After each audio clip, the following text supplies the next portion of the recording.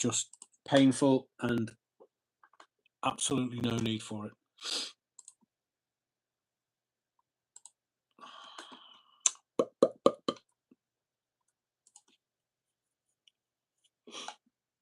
Right, nobody here.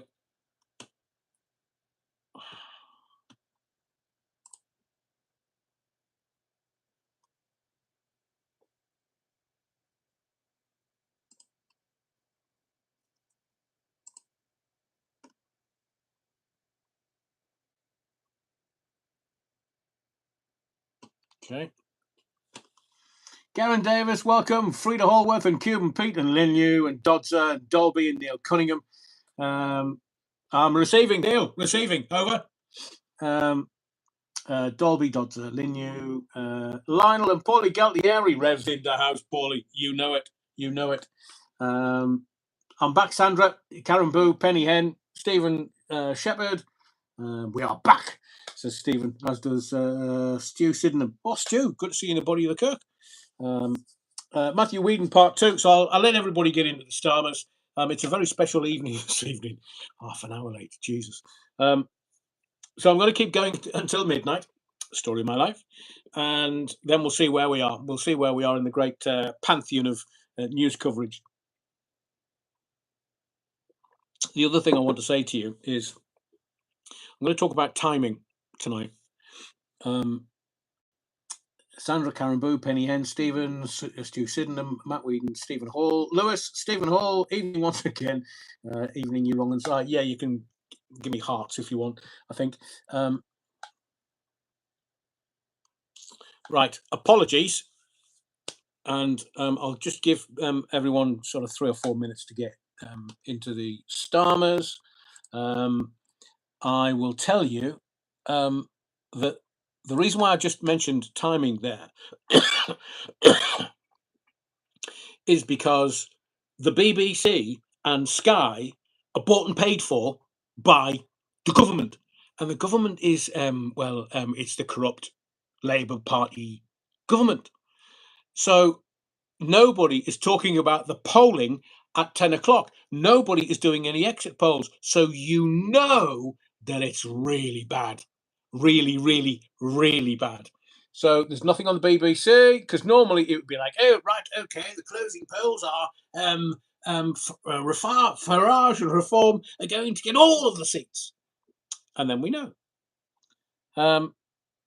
But polls close in elections across England, Scotland and Wales 35 minutes ago, and nobody dares say what the polls are telling them.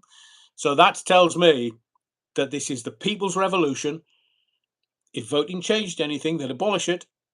So Ed Miliband has told Starmer, oi, queer boy, when you're going to resign, mate? Oh, by the way, anybody listening who's going to stand for the leadership of the Parliamentary Labour Party, I want to be Chancellor if I can, because I've made a shit ton of money from net zero, and Chancellor, I'll decide where the money goes. It's your businesses, Ed. Where's your business? And whose names are they in? Seemingly, you had at least one business that was going to make a shit ton of money out of net zero. What happened to that then? Exactly. Oh, I'm going to need more than a biscuits tonight, I'm telling you. Right. Yes, we are back, Lewis. Bovril. Welcome, Nicky Watson, evening again. We back live, Soul Rebel. Absolutely. Lionel, I said earlier that I like the moustache, Adrian. What do you mean? Like chewing a rat. Talking of which, Death Ship. We'll get into that a little bit later. Says Lionel. Tom Harney's, hurrah, Tom! Oh, man, where's my introduction? Paulie Galtieri, I bet Starmer needs a long holiday with Lord Ali after tonight. You need more than that after the shagging he's going to get by the electorate in this country. Rich, are we back in the room? Yeah, we are, Rich, we are. So, should I get into some kind of factual stuff? Should we... let me tell you what we're going to do tonight. So we're going to talk about what voting means and the timing. We'll talk about that. Where's Wally? otherwise known as the London Mayor. I mean, he's not around anywhere. Nobody's seen him. And there's a load of London seats up for grabs today. So we'll talk about the Royals and a theory that I've got around Archie's birthday. We'll talk about the closing polls. If we get time, we might do a Beckham. Because you know when... oh, thank you very much for your Bovril. Yeah, I think I might need to top up the swear box tonight. So Brand Beckham, you know that I've been doing Beckham Watch for easily a year on this channel. It's me, David. Beckham, Beckham, Sir Beckham, Beckham. It's Lady Vicky Beckham. Well, I know I was taking the mickey originally because I just sensed something was happening. We'll talk about those idiots in a minute, because it's gone from being celeb stuff to being, well, just... It makes me feel sick. The name Beckham, it just makes me want to heave. So, oh, angelic inspirations. Thank you again. Let me get the bottom. And that's why... oh, thank you. Was that Neil? Thank you, Neil. Really appreciate it. And the old Bovril, all in the swear box, just to keep me going. So, as Tom Harney's a wrong philosopher once said, voters to the left of me, voters to the right. Here I am, stuck in the booth with you. And there was three of them. There's three traps where I went, and I was on my own. Bless. Not that, but seemingly, if you take a carrier bag, Andy B, and my contribution to the swear box too. Thank you, Andy. Yeah, Roggins. They take carrier bags into toilets so that when one man's standing up and the other man's sitting down, when people look under the door to see how many's in there, all they see is one pair of feet in a plastic bag. Ingenuity of the human species. So thank you, Andy B, and thank you to Neil Cunningham and to the All Bovril getting us off to a start tonight. I want to talk about Morgan McSweeney's phone. Oh, maybe that's why. And the reason why I wanted to mention AI is because, do you use WhatsApp? So your WhatsApp messages, the voice notes on WhatsApp, because I tend to try not to use text because my papers are not great, as I've said before, and well, I'm like a well-hung lesbian, me fat fingers, and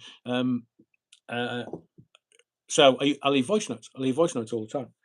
But we'll talk about that and the reason why everything that you use and see now is being transcribed. Why? AI. I also noticed something about the moon landing. So while we're waiting for stuff to come in, we can talk about the moon landing because I've noticed something. I've noticed something like really obvious. And 60 years later, I still hadn't noticed it until mid-afternoon this afternoon. Because for some inexplicable reason, I was just watching the moon landing to give me some inspiration for this evening. And what did I say? I'll tell you in just a little while. We'll get into Iran. Not Iran ran, but Iran. And the death ship, Hanta virus. Oh, I've got some. I mean, I was doing this research for hours this afternoon. And what can I say? They think we're thick. They do. They genuinely think we're thick. 2020. And we had lockdowns and face masks and people getting sacked from the government. Bojo the clown, because he had a bit of cake. And people had beers, including rich boy Sunak, cockeyed Sunak, and little man syndrome Starmer. Yeah, him having beers and like, oh no, I was all right, I was guilty, but I'll pay the price. So we're going to talk about that. Where should we start? Should we start about? Do I do the death match between Andy Burnham and Sir Keir Starmer? Because that's what it is. In fact, let me just off the top of my head. I just want to go to something that I received a little earlier, and I'm going to read it verbatim. And it's this: general election? ? Now, I want to preface this by saying I've predicted a general election in 2027. You know that. You're a regular. You listen to what I say, hopefully. And I've told you it's going to be a general election as early as 2027. Could actually be the back end of 26. But the Labour government will put Burnham in and Ginger Growler second deputy. Liability Lammy can go and Foxtrot Oscar. But they'll need a run-up of at least 6 months for Burnham. That was my thinking anyway. So I'm thinking general election. And someone that I trust implicitly said today, general election, Rev? I've been talking with a neighbour who is a local councillor, although there is no election in our ward. He told me he and his colleagues believe Starmer may well call a general election if the parliamentary party call on him to go. Do you understand that? How's that landed with you? So basically, Starmer is going to hold the Parliamentary Labour Party to ransom. And the ransom is this. You, Gourmet, I'm going to call a general election. And if I call a general election, we know that Farage and Reform are going to get in. So the Parliamentary Labour Party will be no more. And as I've repeatedly told you, Starmer will burn down Parliament to rule over its ashes. He's evil personified. He just, if he was like that 5-year-old, he'd be that really posh boy, millionaire, son of millionaires, and he would go, no, it's my ball. We're playing football my way, and everybody else is like, oh dear Lord, specky twat, off you go, man. And we'd play footy amongst us, and he'd be like, but it's my ball. He's one of those, and one of those, seemingly. Is his missus moved back into number 11 yet? So it looks like Starmer has laid out, yeah, Gourmet, we're going to go to the country. And the country's like, oh, bring it on, big lad. Bring it on. And the Parliamentary Labour Party's like, look, Keir, stop about. We can't sack you, but we'll go to the king. Now, Charles the Weak won't tell you to resign. We will. And if it means that the whole of the Parliamentary Labour Party is going to be voted out of Parliament, then we'll come after you. You won't get into the House of Lords. You won't get any of the nice stuff. Play ball with us and we'll look after you. If you don't, then we're coming for you. So that's the gig. That's the gig. He's threatening them with a general election, and they're like, here, mate, how to win shite. So let me get this. Lovely. Let's get to the bottom of this. The old bottle says, yes, I muted this possibly many months ago. Mooted, not muted, the old bottle, mooted. Starmer was bullied in school and has taken it out on the whole UK. Oh, bless him, little man syndrome, little cock syndrome from what I've heard. By the way, which hotel does he stay in the northeast of England on Valentine's night? You would imagine that he would want to be with somebody's wife. What? Wasn't me. You didn't see me lips move, you Robin. What do you know, Rev? On expenses?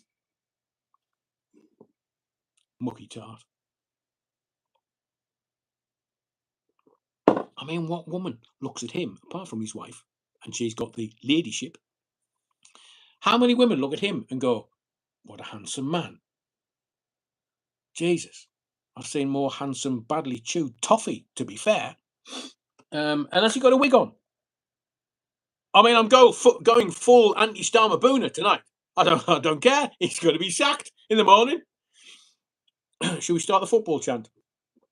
You're getting sacked in the morning. Des Ashton, can the PM call an election? I thought he just had to the monarch.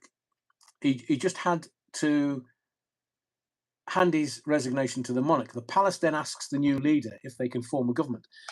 So, as I predicted, and this is not me being Johnny Big Bullocks, I'm just hoping that there may be some newbies watching the live tonight, and thank you to everybody that's in the Starmers, by the way. There is special election for the Japanese election, because the Japanese can't pronounce an L, it's an R. So for the Japanese, for this evening's erection, there's Battenberg near the baptismal font, and Sister Mary and a big dog Dick are looking after you with some water wine. And by the way, vote Battenberg. So, who else knew the kid with the ball who didn't let you play football until after his tea? Oh, we all did, Andrew. We all did. And it was always the specky individual that had the ball because he had the money. We couldn't afford it. Bloody hell, man! But anybody with a ball, we'd make friends with them and then take the ball off them, kick sand in his face, and then go and play footy with the lads. Willow the cat and the Bovril, Andrew James and mooted you Bovril, said the cow. Wrong. Ulysses Averiu or males. Ulysses Averiu, blind ones or males. Yeah. We can't talk about the case, but we can talk about the responses to the case. The Bad Wolf Project says, what about man arrested over McSweeney phone theft, yet no phone? That's what I'm going to talk about tonight, the Bad Wolf Project. In fact, should we do Starmer and then get into the really deep stuff with Burnham and then do McSweeney's phone? Man's been arrested, no phone. Yeah. But it was the BBC, Your Honour. Lauren Taylor says, found you, evening all. Hope you all have all cast your vote. Only 3 out of 7 of my friends have. Only local elections. The excuse had a bit of a rant. I'm with you, Lauren. So I don't know about your polling card, and forgive me until we sort of settle down. I've only really had 10 minutes to settle down. You haven't missed anything, Lauren, apart from my potty mouth. My Tourette's have kicked in already tonight. Willow the cat thinks Starmer bribed his ex-wife to appear. Well, yeah, but he always trots out his family. Oh, me son and me daughter and me wife, lady. Yeah, exactly. He knows he's in the doo-doo.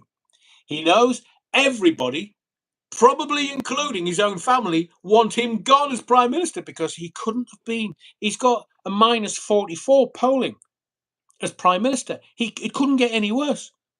I mean, he's worse than Meghan Markle, and look how much she's hated by the British electorate. In the field. Can't wait for that day. Poor lass looked like she was being held captive today. Oh, is that Lady Starmer? Someone stuck a banner on Nelson's column which has Starmer is a wanker written on it. Oh, can you imagine in the morning the whole country wakes up and we find that he's resigned? The whole country, as one, will start singing, Starmer is a wanker, Starmer is a wanker. I mean, just let it go on, let it echo around the halls and the streets and the bushels of the United Kingdom. Starmer is a wanker, said a spokesperson. And look, if they're putting it on Nelson's column, nothing better than a long column. Hang on, we had our council. Richards, we had our council election last year. Reform got in, and they are dire. And Dreamer says there were no elections in my area today. Oh, bummer. Sorry about that, Dreamer. There was in mine, and I went. So as I predicted, can I just take your council thingy form? Yes. Right. Scan. Beep. So they know who I am. And on the back of it, I've got a little reference number. Me, little reference number. I am not a number. I am a man. So I had. I'll leave it with you. You might have to Google it. So it has a reference number on there, and she beeped, and then she said, "Oh, right, if you take these two, beep, beep, and just go into the booth, and when you're finished, then put it in the voting box." But you already know my home address and my reference number. You already know the two. The two polling cards that you've given me. So now you know who I voted for. And if they're using Venezuelan counting machines, Jesus, there'll be like 5 million votes for the Labour Party candidate and 1 vote for Reform. We know, because Donald Trump has said that that's why he arrested Maduro, because he wants those bloody machines. He wants to find out. And it'll come out later on this year. That's how Donald Trump is going to get, or has had, 3 terms. So, are we using those counting machines in this country? Are we using the Venezuelan machines in this country? Because they haven't told us. I don't believe anything that this government tells me. Nothing. Nix, nada, nout. Why? They're corrupt. They're liars. They're U-turners and liars. And they said they weren't going to put taxes up. And what did she do? Oh, bugger me. Taxes are up. From the chair says, oh, good to see you in the body of the Kirk from the chair. I went to vote tonight and my voting card wouldn't even go into the box properly because it was overflowing. And also we were using pencils, not pens. So can they rub out my X on the voting card? Do you know, some of them are not going to declare until Saturday afternoon. It gives them 48 hours. 48 hours. So as I was going to start this evening's live on the other live, so Red House, as it's pronounced in Sunderland. And the reason why I'm using Sunderland is it's a microcosm. It's dyed in the wool red. Labour, Labour, Labour, Labour. It's never been anything else. You'll never get a Tory elected in Sunderland, ever. Lib Dems or what was I going to call them earlier? The Liberal Democrats. Hey, Davy, should we talk about social care again? Oh, do kindly. Off. There's the Liberal Democrats. There's not really any representation in Sunderland, Sunderland North, Sunderland South. It's all red. It always has been. Over 100 years, it's always red. It's always Labour. And tonight, I hear that in the Red House ward that they've been voting today, it's not just a higher than usual turnout. It's a massive turnout, and they're all voting reform. So Sunderland has had a look at this weasel of a man, the four-eyed weasel. Well, I can say anything I want now after 10 o'clock.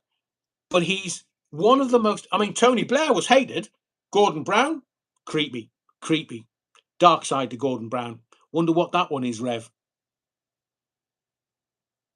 Don't we know, Gordon? So, dark side to Gordon Brown. And that's why, when he got in the car, oh, that bloody woman. Mike's live. Technical term that we use in radio. Mike's live. And, oh, bugger. Yeah, sack him. Get rid of him. Man's an arse.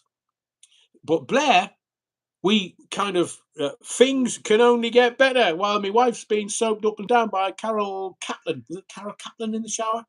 So they had, and now I can't accuse them of being lesbians, but how many women have another woman go into the shower with them and soak them all down? Why did I just have the word soapy titwag just end in my head? No idea. It's late in life. It's after 10 o'clock. The kids are in bed. I can say anything I want. And so we knew the Blairs. Mrs. Blair don't really like Mr. Blair. And he's had millions and millions and millions of pounds donated by various people, Bill Gates. And Larry Ellison, I think he's one of the richest men in the world, billionaire. But those pale into insignificance compared to how much Starmer is hated in this country. And the whole country is just begging and willing and hoping beyond hope that somebody sacks the faggot.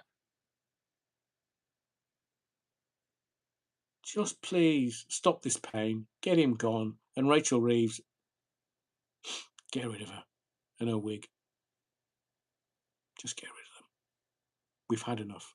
And Sunderland, the message that's coming out of Sunderland to me tonight from my family and friends in Sunderland are saying, people are voting and it's a higher than usual turnout and it's all reform.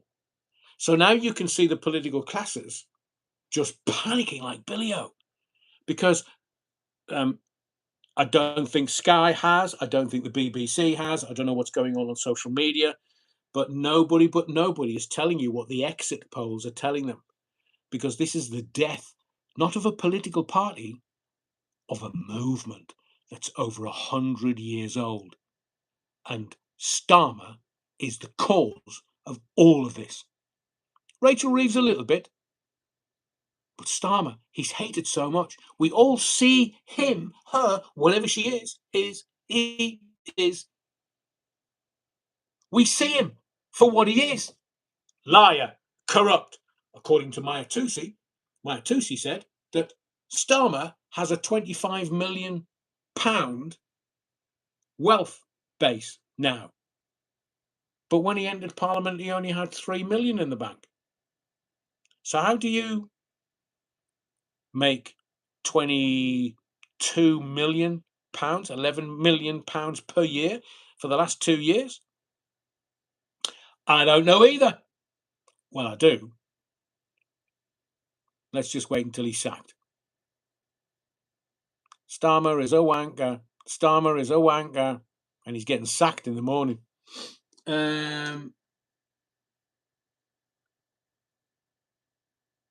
Oh, yeah. Theo Bovril in the field. It looked so false. Anyway, who walks hand in hand with their wife down the polling station? I was going to crack some gags, Theo Bovril, about a trial that's ongoing, but I can't reference that at all this evening. Willow the Cat says, thought you were going to say Starmer had a minus 44 IQ. It's about that level, Willow the Cat. The Bad Wolf Project. If Andy Burnham for MP, he'll need a safe seat, win the vote. Oh, bloody hell. Hang on. I've got to go back up again. Story of my life. Right. Bad Wolf Project. The UK mainly uses paper ballots counted by hand. Some Scottish elections use electronic counting systems for paper ballots, including systems supplied by Fujitsu. I think you'll find the Bad Wolf Project that there are certain places, certainly in Scotland, I'll agree with you, but there are places in England that have used the Venezuelan counting machines. London! Sorry, it's a tick. It's me Tourette's. It's a tick. Banger. So there are places, I think it's Manchester, London, some of the big conurbations where they're going to, have to count lots of votes. But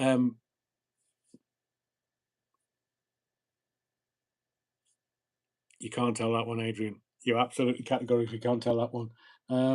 Willow the Cat, woman in a shower. Are you reading my mind? Well, it was Willow the Cat. It was a shower. It was Carol Kaplan and Mrs. Blair. They used to have a shower every day together. Carol was obviously just working on her aura, just making sure it was nice and squeaky clean. So there's visual gags tonight, obviously. And I'm being really loud, honestly. I'll be going through a divorce if I keep shouting like this. Bad Wolf, don't think they use electronic counters in Scotland. They're going to, but I don't think they did. Enver, I don't think they did. And I saw, Enver, I saw a really brilliant comment from you on one of the recent lives or videos that I've done, and I loved it. I can't remember what it was, but I just thought that's absolutely nailed it. So over the weekend, if I get a chance, I'll have a look, I'll find it, and I'll use it on the live on Sunday, if you don't mind.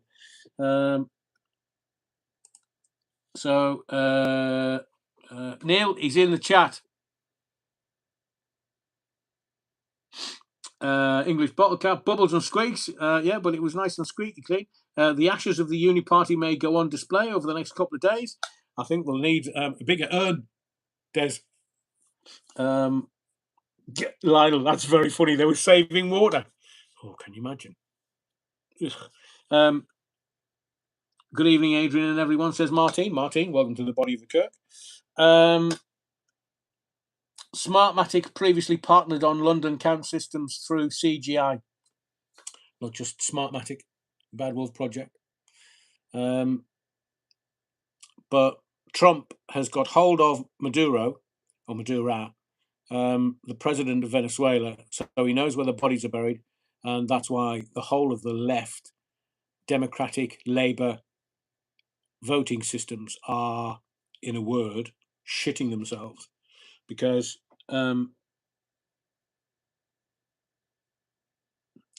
interesting. Hang on, what's bloody Andrew James talking about again? Big country. I will tell you, Andrew James, big country, just as a little aside, because it's now 11 o'clock, that big country supported David Bowie at Roker Park And Big Country, I've never. I'm sure it was Stuart Adamson that was leading them on the night, but you're looking at 60, 70,000 people just singing all the Big Country songs, and I was kind of sitting in the stands and just watching this sea of people jump around and be. I mean, Big Country were rocking the place. And I said at the time, I wasn't quite sure who decided to put Big Country on as a support act to David Bowie when they played Bowie off the stage. And literally, they just set everything up. The place was jumping. And then Bowie ran on and went, "Hello, Newcastle!" Oh, people were like, "Yeah, bastard." And walked off. He literally, when Bowie ran on and said, "Hello, Newcastle," in Sunderland, he just killed it. Killed it, killed it, killed it. And Big Country, in my view, I hope you don't mind me saying this, Andrew, that Big Country were one of the best live acts I've ever seen in my life. They were stupendous. Fiddle Democracy. It is, Lewis. It is. They're not going to tell you, though. No, they don't want you to know. But where is he? Where's Mayor Carnage? Rich says, huge band in the day. They were brilliant. And they came out of the Skids, didn't they? Not Stuart Adamson. Who was the lead singer with the Skids? And he left to go solo. And Stuart Adamson, who was a really shy guy, took up the cudgel to be the lead, and they were just magnificent. Richard Jobson, that's it. Did somebody say that? Richard Jobson was the lead singer, and he went off to was it Into the Valley? I liked as the Skids. Yeah, Andrew James said, yeah, Terry let slip with the last live by posting on here with a different name, of course. Just realised you're back online. Great to see you. Sorted the IT gremlins, Adrian. Thank you, Rusty's Roamings. The Skids song In the Valley. Oh, what a tune that was, David. Thank you for that, Rev. Did you chase Bowie out of Sunderland? Didn't have to. The whole of bloody Sunderland chased him. The minute he walked, I mean, everybody was David Bowie in Sunderland, Roker Park. The place was jumping. And as he ran around, everybody was like, "Oh, it's David Bowie! Hello, Newcastle!" Oh yeah, the whole crowd. Oh yeah, bar Stewart, man. Oh, what? You mentioned the bloody barcodes, the skunks, the bloody Sid James Park in Roker Park. Yeah, spit your mouth out. Oh, come here. I'll rinse your mouth out with soap. And people just were like, "Oh, I'm not stopping for this." Hello, Newcastle. So it was comedy because he was iconic Bowie, but that, not to say little band, because they were just they were just fabulous. And they played Bowie off stage. He had all of his tricks and his tools, and he was doing all of the stuff, all the clever stuff. He was doing the miming and everything. But the crowd, he wasn't actually playing to them. He was just, and all the crowd were like, "Fuck off, you! Hello, Newcastle." And still to this day, this is 40 odd years later, the poor guy's dead, Bowie. And still to this day, the people of Sunderland go, "Aye, first words out of his mouth, hello, Newcastle." Bar Stewart. Bowie is my lifelong hero. Amalia, I'm with you. I mean, his creativity and his artistry, second to none. But you don't see, this is, people sometimes don't understand the rivalry between Newcastle and Sunderland. You can't. I mean, it would be like him running on at Newcastle or Gateshead, and him saying, "Hello, Sunderland." They'd literally storm the stage to kill him. And I'm not being a drama queen. That's why people in Sunderland that were there on the night, they still talk about it to this day, 40 odd years later.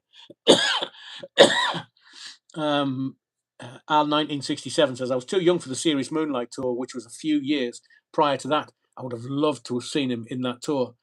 Willow the Cat, Bowie was great. Lauren Taylor, me too, Amalia. I'm not decrying his artistry or his creativity. I mean, he was right out there. I mean, the Black Star album, as he was dying, was just really clever. We won't talk about Not the Clown. What do you call the midgets, man? and some of the stuff he did in the 70s, his horse, his Berlin horse, if you know what horse is, or H.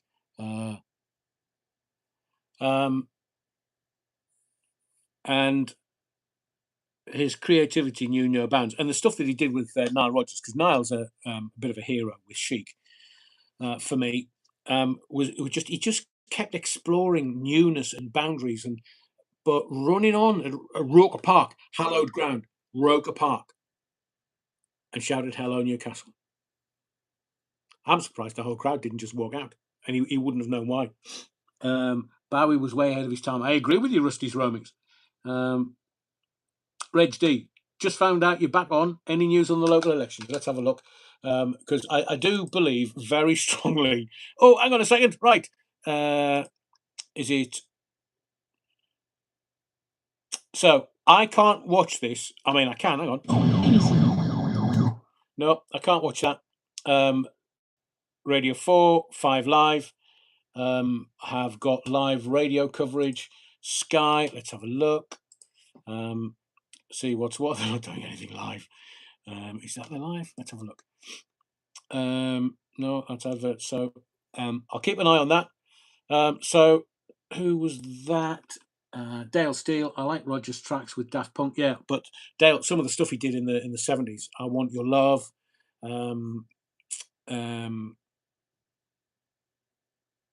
Dance, Dance, Dance. Le Freak. By the way, if you hear any barking, we're still dog sitting until tomorrow. I think I have company coming to join me. Are you coming in then? Come on, say hello. No, you're not getting any more food. You're wrong. They'll be calling you a fat lass next. So, do you want to come and say hello? Or do you want me to say hello for you? Do you want to come and say hello? Have you lost any weight? You might put me back out. Come on. Come on then. Come on. Come and say hello. Come and say hello. You just want food, don't you? Oh, oi, oi, oi, oi, oi, oi. Right. Can you say that? That is YouTube.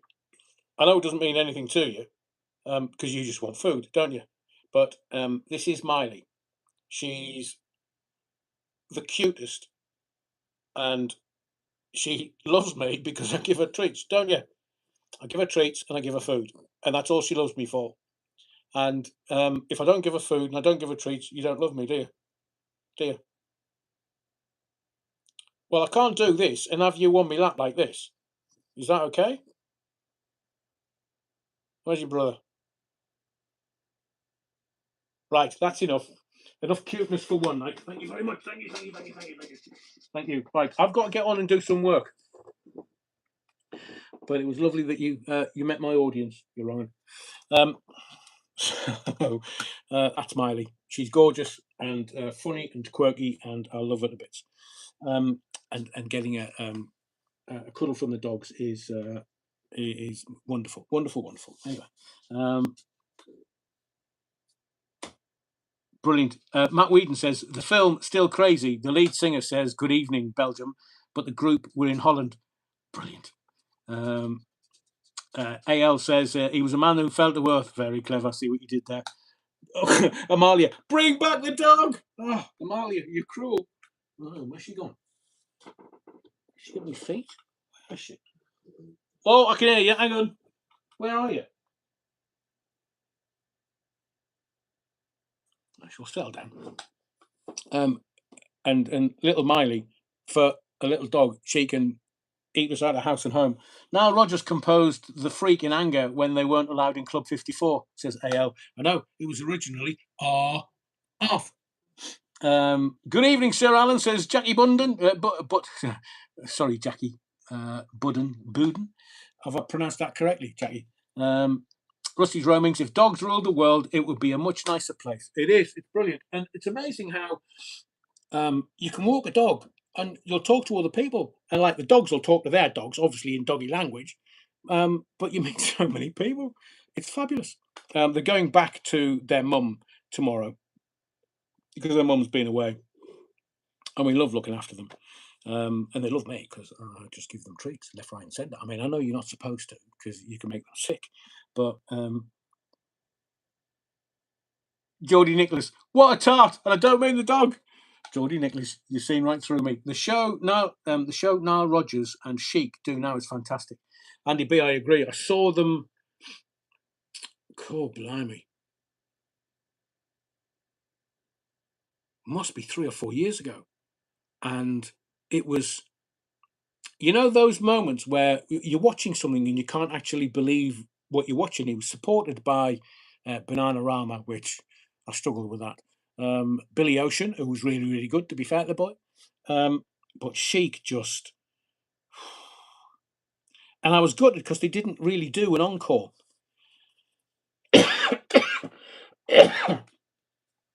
And I am trying to contact Niall because he's kind of musical director of Abbey Road Studios, and I'd love to get him on for a decoded conversations and not about the usual stuff because he's so well versed in being interviewed.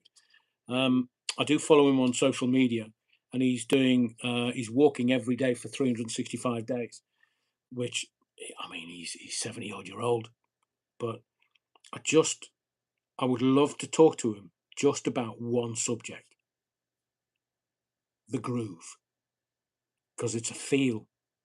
It's not I mean, some of the songs that they've made, the intros are iconic, like Le Freak, I Want Your Love, Dance, Dance, Dance, the early stuff, even Chic Cheer. It would be, and I wouldn't go all fanboy on him, but I would love to do it at Abbey Road. I mean, obviously, but dogs are very loving, says Willow the cat. Yeah. What time do results usually start coming in? Dale, we've got a list of the timing that we're expecting. So the council declaration timing appears to be Broxburn, which is sort of central belt Scotland, around 1 a.m. and Halton about 1 a.m. Harlow, Redditch, Chorley between 1:30 and 2. Hartlepool about 2 o'clock, and Hull and Lincoln also about 2 o'clock. So, is there any? There must be. I don't know.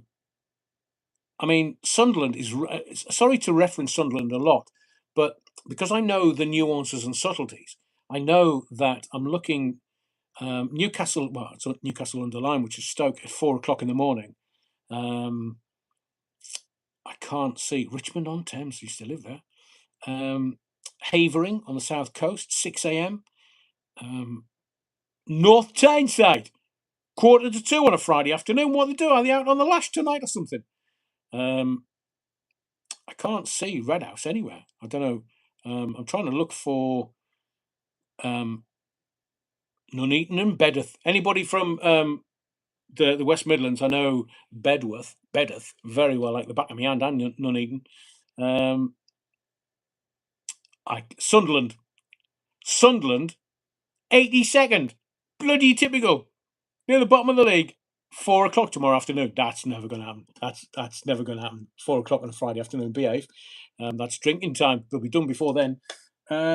Sunderland has historically been known for being the fastest to declare election results, but this year Blyth and Ashington are also strong contenders for an early announcement. We're looking forward to it. Stephen Hall says, I remember My Feet Keep Dancing Chic around 1980. Played it on the radio a few years ago, and people said, I haven't heard that in ages. Brilliant, Stephen. Keep playing it because it's a fantastic, fantastic song. So those are the declaration times of that one. So I think what we're going to do now is we'll get stuck into the stuff that are the heavier, weightier stuff. But I don't want to keep it sort of too weighty so that you fall asleep, because it won't be a first for me. Somebody falling asleep on me.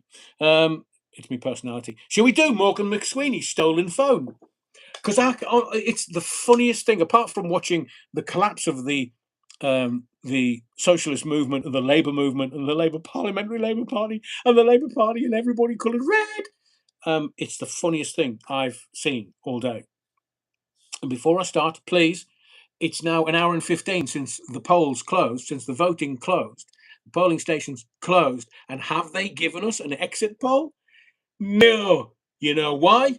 It's the end of the government. It's the end of Sir Keir Starmer. It's the end of Liability Lammy. The fuckwits of high order in government who haven't got an idea between them. They've got no clue. No clue. Scotty McClue. No clue. No, Scotty hasn't got a clue. That's where the name came from, though. Him and John Myers. So I want you to the Morgan McSweeney stolen phone. A man's been arrested.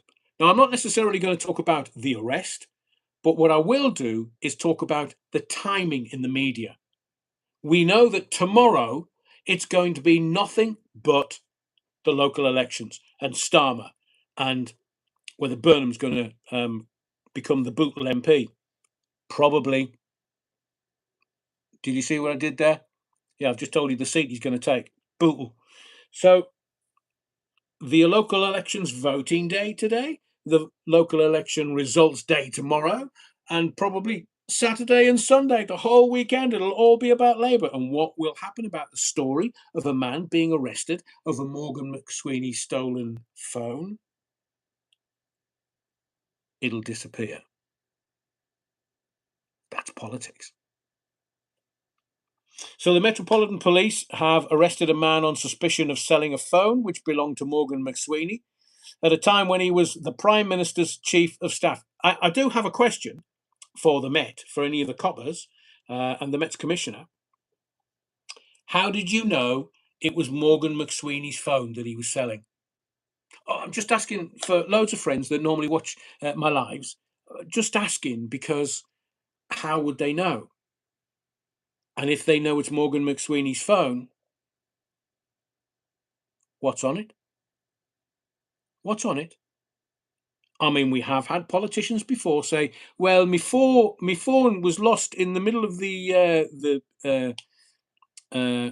channel because I was coming back from France on a yeah, don't know. It's probably at the bottom of the channel, the North Sea, I think. I don't know. But I mean, literally, first paragraph. Oh, hang on a second. What's that?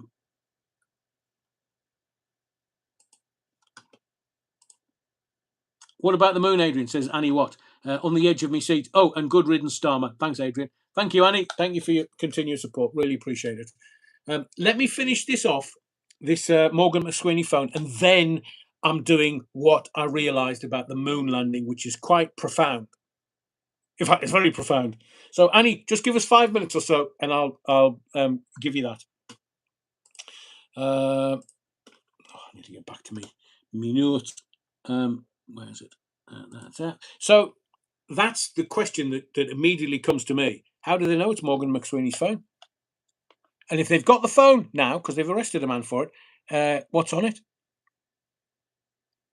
Or is this, conversely, a complete 180? Is this them saying to Starmer, we've got McSweeney's phone? So in the morning, just Foxtrot Oscar. Otherwise, we're going to tell everybody on what's on Morgan McSweeney's phone, and it'll be you and Mandelson, because obviously he was the Prime Minister's Chief of Staff, so he's going to be in constant contact with the Prime Minister and Mandy. So, in a statement, the Met, the police have said, officers investigating the theft of a mobile phone in Pimlico, London, which Morgan McSweeney couldn't really remember, in October 2025, have arrested a 28-year-old man on suspicion of handling stolen goods.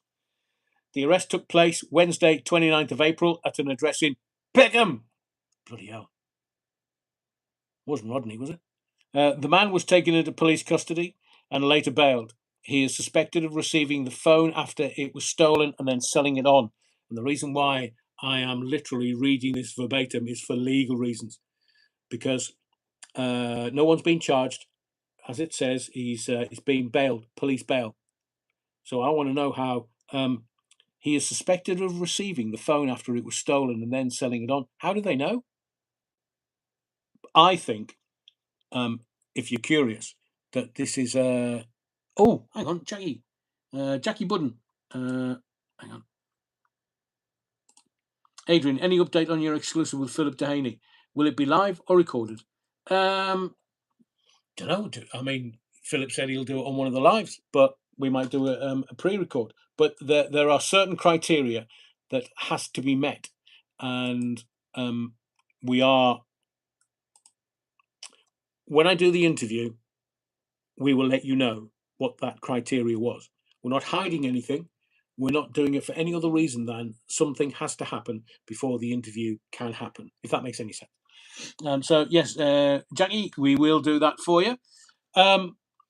So let's get back to the phone. So he is not suspected of any, this man that's been arrested, he's not suspected of any involvement in the original theft. The phone has not been recovered.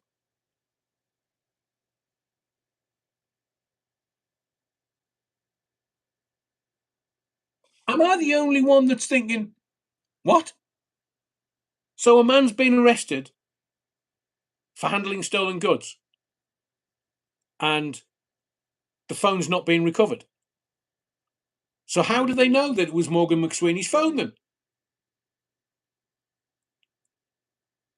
Oh, I can't really. He's on police bail. Legally. No, I'm just going to leave it there. The man that's been arrested and released on police bail is not suspected of any involvement in the original theft. The phone has not been recovered, but it's been fenced then. Am I the only one that's thinking, this stinks? Now, I'm reading this verbatim from the statement from the Met for legal reasons. But this stinks. So they're saying there's no phone, but we've got somebody that fenced it. So how do you know that? Honestly, I just think I'm dumb. The theft of McSweeney's government phone came to light earlier this year as the government was publishing documents about the appointment of Lord Mandelson in the UK's ambassador to the US. McSweeney, blah, blah, blah, blah, blah, blah, blah, blah, blah, blah, blah, blah, blah, blah, blah, blah, blah. It is thought his phone could contain messages that provide further information on the process that led to the appointment. Now, look, you can be a cynical old tart like me, because me, the cynical old tart, that is a sword of Damocles hanging over Starmer's head. Look, mate, Foxtrot Oscar, off you go. How do we shite, bonny lad? Go. Well, if you don't, the phone's going to materialise. We'll find it. And when we find it, we'll find the messages. And once we have the messages, are you going to resign of your own free will, citing, well, me wife and me kids have left number 11 Downing Street, man, all this power and hassle and shite, man, and I'm going to resign. I'm going home with me ball. Nobody's playing footy with me. Well, we've heard about your ball skills, Mr. Starmer. Did you see how I led that up to the tagline? I wasted on you. So McSweeney reported the theft, honestly, at the time, but due to an error, the location was incorrectly recorded as having happened in Belgrave Street in Tower Hamlets, East London, rather than in Belgrave Road in Westminster. Oh, man. Honestly, in the words of the great Chinese philosopher, I'm too old a cat to be fucked by a kitten. These people, I mean, or it's a Belgrave something or other. I can't really remember. I'm all shook up. Yeah, yeah. Sorry, Elvis. So it's that I can't take this seriously. Honestly, if the police are doing their job, if they found someone that they've arrested and released on a police bail because they haven't found the phone, but that is just, in my view, being a cynical old tart. That's just a shot across Starmer's bow, going, "Bonny lad, we're on the case. So either resign, Foxtrot Oscar, or we'll find the phone, and thereby the messages." Enver says, "Oh, hang on. Hang on, I just saw the Bad Wolf project there a second ago. Enver says most phones have logging and tracking. That could have been recovered from the tracking system, and Plod pulled him in and he coughed. I hope they do. Arriving between 1 and 6 a.m. Oh, here's the Bad Wolf Project. So thank you, Jackie, and thank you to everybody that's supporting the channel this evening. I really do appreciate it. US says Iranian military facilities attacked after Navy ships targeted as both sides exchange strikes. It's not, clarity in the chaos. It's not World War III. They're just juxtaposition in the conflict. They're just dictating the price of a barrel of oil. So some people make money, other people don't. Iran, we'll get to that, World War III and the Donald, in just a little while. I want to get to the moon landing because Annie needs to. She's on the edge of a seat or a bed, or I'll do something else about Morgan McSweeney. But you can laugh your cap off. I'm going to get rid of that. You can laugh your cap off that. Well, Starmer, his backside, 50p sixpence, 50p sixpence. He's going to get found out, that boy, because they just want him gone. And Ed Miliband, if you weren't here on the other live or at the beginning of this one, Ed Miliband has asked Starmer when exactly is he going to give the date of his resignation. So, the moon landing, back in the 60s, nearly 60 years ago. And we watched it, but we know, because NASA has told us, that they've lost all the footage, they've lost all of the tech, so they couldn't do it again. So I kind of believed that. So as I say, this afternoon, I'm just doing research about bits and pieces that I could talk to you tonight about whilst we wait for maybe the first result in the People's Revolution, because that's what I'm calling it. And I saw, you know, the famous shot of the lunar lander where Neil Armstrong comes down the steps. And he, one small step for man, one giant leap for mankind. And he jumps on the moon.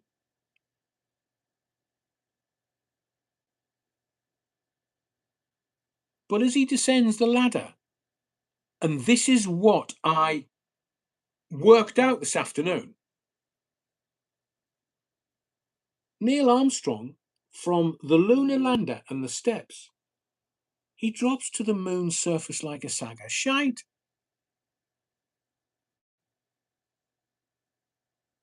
Now, my cynicism and my Tourette's are kicking in again. I swear. It's a bloody weightless atmosphere in the moon, man. So how can he drop from the moon lander onto the surface of the moon? He's weightless. Oh, he had really heavy boots on, Rev. Had a way, man. So Neil Armstrong descends the lunar lander and look, nobody, I've not seen this anywhere by anybody ever in the 60 years that it's been available. Nobody's worked this out apart from daft lads sitting here looking at the screen going, so what are we going to talk about on tonight's live, apart from politics? Neil Armstrong descends the ladder, drops to the moon's surface. Go and see it for yourself. They must have cleaned it up with AI, the one that I saw. But the moon has no atmosphere. He's weightless. And you can see he doesn't kind of like push himself off and then float about and then, you know, flutter down like a feather.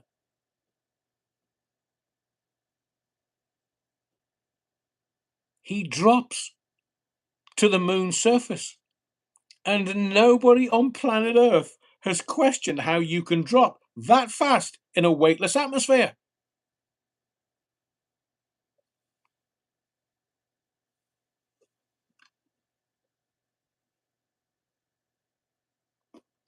In the Field says about Morgan McSweeney, no phone, no evidence, no story. Until Ian McGee, one flew over the cuckoo's phone. Brilliant. Hang on, what's the Bad Wolf Project said now? Bad Wolf Project, if you know, you know. Oh, I don't know what he's saying. Amalia Grassi, the Bad Wolf Project. Oh, right, okay. Yeah, he has, Amalia. Yeah, he has. Nicky Watson, I'm right. Nicky, I'm off. Thanks, Adrian. Thank you, Nicky. Lauren Taylor, and God bless you, Mr. Kowalski. Yes, I know. Enjoy the blowjob. Well, I don't. I can't find that anywhere. I have had a look for it. I can't find it anywhere, Lauren. It's a great gag and a great story. Um, don't you know the story? I mean, Lauren does, obviously. Don't you know the story? So, seemingly, Mr. and Mrs. Kowalski lived next door to Neil Armstrong, um, and the older boy, was saying to the missus, well, shall we have Mr. Wobbly hides his hat tonight? Shall we dance, darling? And is it steak and blowjob day? Yeah. So um, she's like, oh, you monkey tart, you can have one of them when that boy Armstrong next door walks on the bloody moon. Oh, all right, I'll do as I'm told.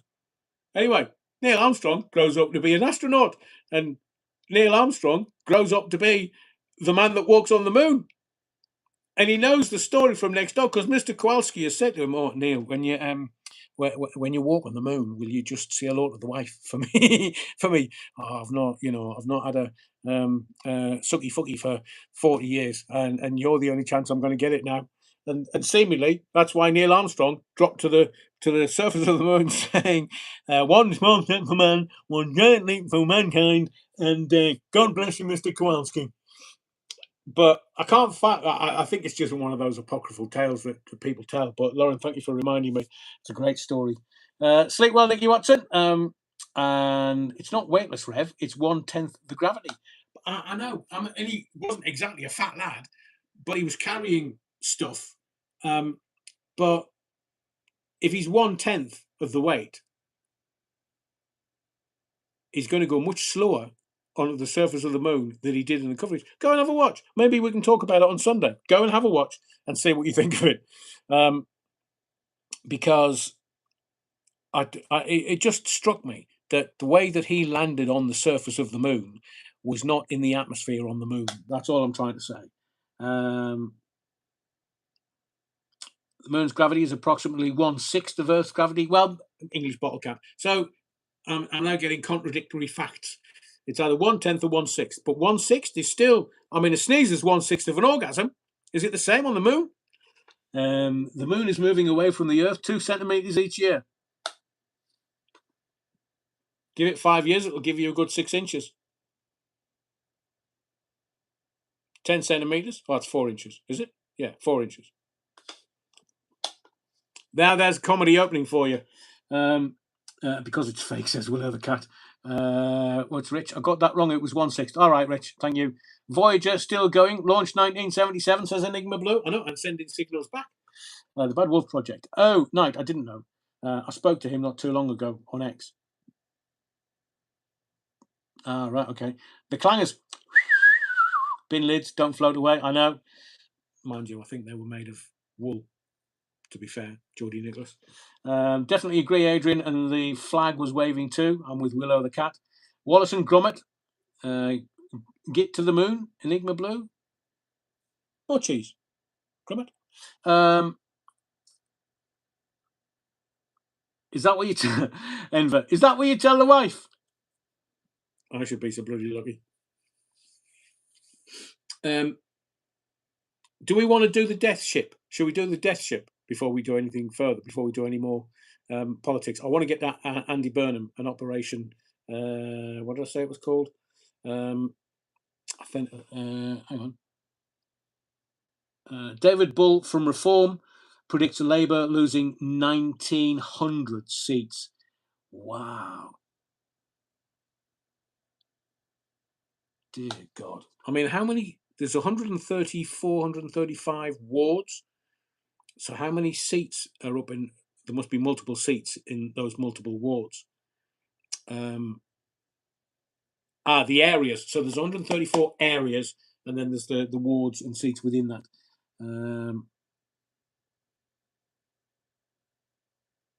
Andrew James. Jonathan King went to the moon once. Depends what kind of. Was it a blue moon, Andrew James? Or was it just a Ukrainian moon? Just asking for a friend. Enver says he went to jail too. Andrew, yeah, Rent Boys. And you know, and I've told you right at the very beginning of this channel 3 years ago, I told you that there was a certain individual that was one of the biggest donators to Jonathan King's defence fund, Simon Cowell. Now, me being a cynical old tart, I don't believe anything in the newspapers. I don't. Apart from the price on the front, they never get it wrong. Karen Blue says, have you heard Jake Hall from The Only Way is Essex dead at 35? I never watched it, but that's young. Jibber jabber? Anyone? I mean, there's a dear friend of mine passed away a couple of days ago. It kind of hit Facebook today. And he was only 53. That's no age nowadays. We should all be living to 80, 90, 100. But, and again, I'm not judging anyone. I'm just saying that everyone was trying to do their best by everybody else. But people are passing away far too young. Way too young. Bud Wolf Project. Jake Hall, plate glass windows whilst off his face. Well, did that kill him? No, he smashed his head into a glass door. Well, that's definitely going to kill you. Says Amalia. Rich, mental health? Possibly. Willow the cat says to Rich, hope they lose every seat. But, I mean, youth is for the young. We've all, I mean, there may be some youth watching this live now, because it's a very broad kirk, is the body of the kirk. And look, we've all been mad. We've all, larged it. We've all been out on benders 2 or 3 days and used Red Bull to kind of sober us up before we went for the second session whilst we're out. Oh, sorry, just me. So it's hang on, where's Neil?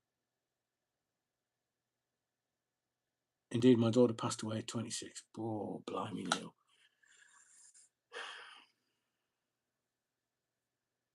It is. I don't mean to compound Neil's situation and memories, but life is such a brief, a blinking of an eye, and life is so fragile. This human form, this bag, this meat suit, it's just so fragile, and I think at the moment we're seeing more and more and more younger. Look, I'm very lucky, very very lucky that I've lived the life that I have. But I'm now in my dotage. Hopefully I'll get another 30 years. But it's heartbreaking seeing Neil's daughter, 26-year-old, the boy from The Only Way is Essex, 35. I mean, 35. When we were 35, we used to think, oh God, I'm blimey, I'm old now. But I look back at 35 thinking, Jesus, what I'd give to be 35 again now. We weren't old at all. We were still rocking and rolling, baby.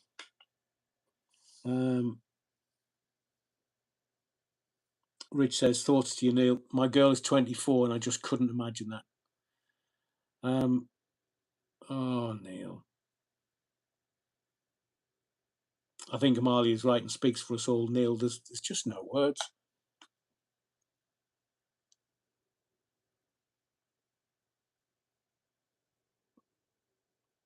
There aren't. And when we're younger, we kind of live as if we're going to live forever. And as we get older, we find that we understand how fleeting this existence is.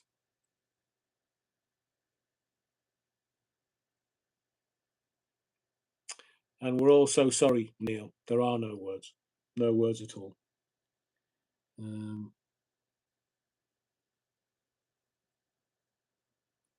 Andrew James was talking about going to a gig and someone falling ill at the gig. Same at football matches now. They take all the players off the pitch because it's a traumatic experience, watching another human being in trouble. And I don't mean in trouble like getting handcuffed and away with the boys and girls in blue. I mean ill health. And I'm trying to be as gentle with my language as I can be, because I'm sure that Neil still feels it quite keenly, for want of a better term. But so I'll tell you something that that I thought was, and I don't want to talk about, 'cause people live all over the world and live all over the country that watch these lives and my videos on the channel. And I will be really honest with you. This week is Mental Health Awareness Week. And you know that I do my charity work with the Mankind Project when I can. And that helps men deal with trauma. And it's just men chatting to men in the company of men in a what we call a safe container of men. So it's just for the lads. Um, and a lot of men get a lot of succor, get a lot of comfort from, because there are organizations for the women. There's Women in Power, WHIP for short, um, or Women in, no, but there's women's organizations. There's is it Andy's Man Club and Mankind Project. So now society is realizing that not necessarily talking therapy, but just having someone hear you, to be heard, is a real value to the human condition and society. So Sunderland Football Club, we're the Black Cats, the football club of the Black Cats, and I want everybody to leave their allegiances to the football clubs to one side for a moment. During the week, we had Sunderland Football Club. They changed the black cat outside of the Stadium of Light into the black dog as a nod to Winston Churchill's black dog, which is what he used to call his depression. And I thought that was just such a beautiful honorific of those that might be struggling this week or today or this particular hour. That there are people there that want you to do well for yourself. And I posted this little phrase on the Facebook page, and I said that it's typical of Sunderland: kindness wrapped in passion. Because I don't know where you were brought up or where you live now, especially when we had the jibber jabbers going around and we're being locked down and we're being told to wear the face nappies, and all that was going around in 2020. Remember how people bandied together. Some people called it the old war spirit, which was, I mean, maybe the Falklands if you were around, the miners' strike if you were around and involved. But it's this: the natural demeanor of the human spirit is to be kind. And for Sunderland to do, it was such a classy epithet, if you will, just an acknowledgement of those that might be struggling, changing the black cat into a black dog. I thought was such a beautiful thing that, with Neil and with others in the chat tonight, it's typical that we support each other, because I believe the intelligent and the talented people, they're not striving, they're not trying to pull anybody else down for them to get up the greasy pole. Kindness is not incredibly rare, but to be talked about, and supporting those that are struggling, nobody talks about that anymore. So if you are struggling in any way, shape, or form, it's just Mankind Project. Just put it into Google, you'll find it. There's a page there, and they're called connection groups. So basically, you just kind of, and it's free. It's all free because Mankind Project is a charity. But if you need just to talk things through, these connection groups are structured so that you can speak your truth. You can talk about in a controlled environment, but a very safe and contained environment, so that you can be your authentic and honest self. And the amount of men that have said to me and others, this is so refreshing, this is so powerful, that I can. And the reason why I mentioned the ladies' groups is because there is something powerful about women supporting women and men supporting men. Because realistically and truthfully, only women understand other women. Men, we're completely different creatures, but we get it. We understand. We know when a man's struggling. Sometimes they don't shave for a while. Sometimes it's in their eyes. But a man that is struggling will always appreciate another man listening, actively listening. And the same for the women and their organizations. I think it's one of those things that a lot of people don't know about. And I wish that more people did and more people use the charities. Mankind Project have something called a New Warrior Training Adventure. It's a weekend where you go to meet yourself. It's like the martial arts, where the purpose of the martial art is to strip you of your armor, your ego, your everything. They strip everything away and then they build you back up. That's why it's an art. And the Mankind Project just allows you to be heard in many different guises and many different ways. I did a leadership training weekend, and there was this one thing which I'm not going to tell you about, because if you ever go to the Mankind Project and you do work through to become leaders and staff, um, it it was one of the most profound experiences in my life, and it was, to this day, if I need to, I just revisit what I did in that controlled environment with the other lads. And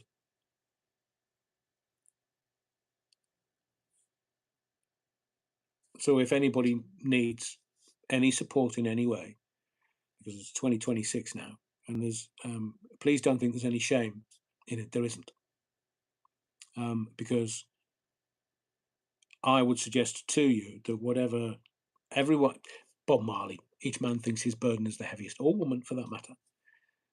There's nothing. Shame is something that we squash. We're not allowed to feel it. We're not allowed to be it. But actually, the thing that you're most shameful about, not to get too profound and deep, it's got nothing to do with you. And in one of my processes, my shadow work processes with the lads, I've told you about my experiences when I was a child, and I had this realization in the safe space that actually what happened to me wasn't about me. So if anybody's in the chat tonight or catching up tomorrow as they walk the dog, I just want you to know that, um, and I think there's Psychic Jean, who's not been in the chat for quite a while, but contacted me on X during the week. She's struggling at the moment. I hope that she hears this message. But it's amazing the power of just being heard by another human being. So I want you to know that there are places to go that will support you and help you, and it's free. Free, free, free. Anyway, Gribbo's a 24-hour carer. Wow. And you don't get respite.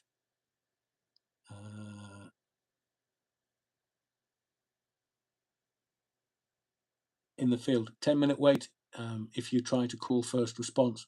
Not easy hanging on the line when you're on the verge, but that's the NHS for you, I guess.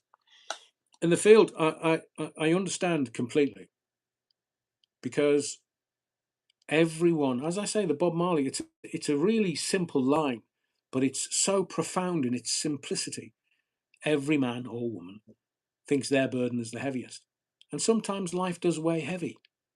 What we go through, the unexpected, But I'm glad that um, in the field, I'm so glad that eventually you managed to speak to them.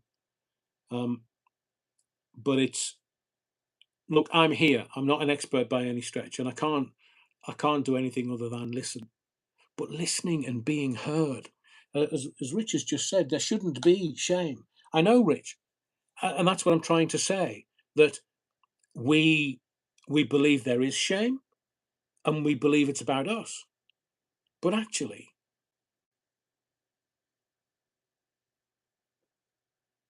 look, I'll tell you a private story. Member of my family that I love, love, love, love, love, love, and there was and hopefully by midnight we'll start to get some results in. Um,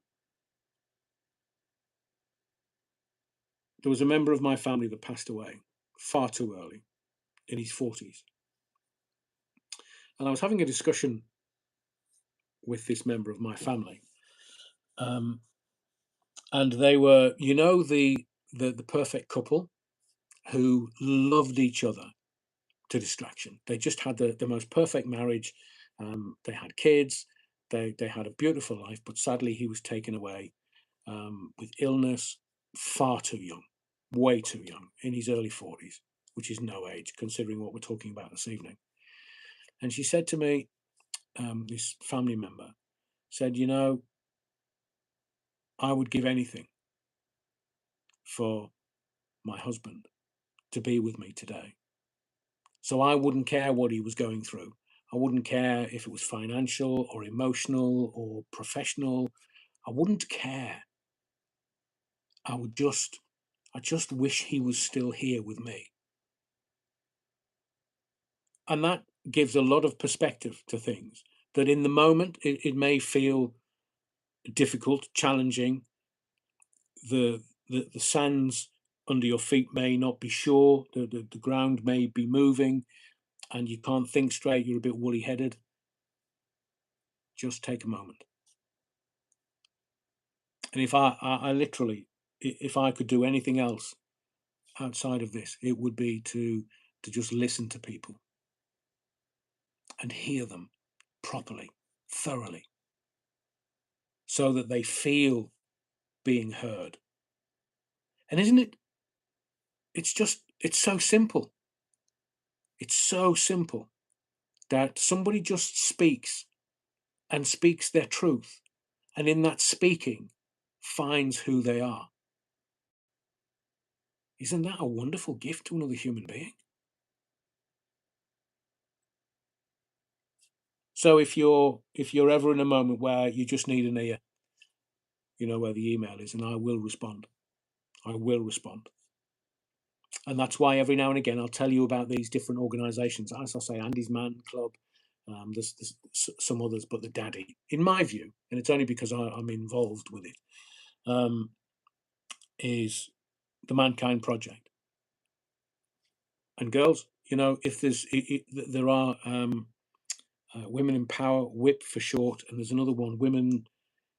Um, I think there was 3 or 4 organisations, and they're national organisations. They're all over the country. They meet in different areas.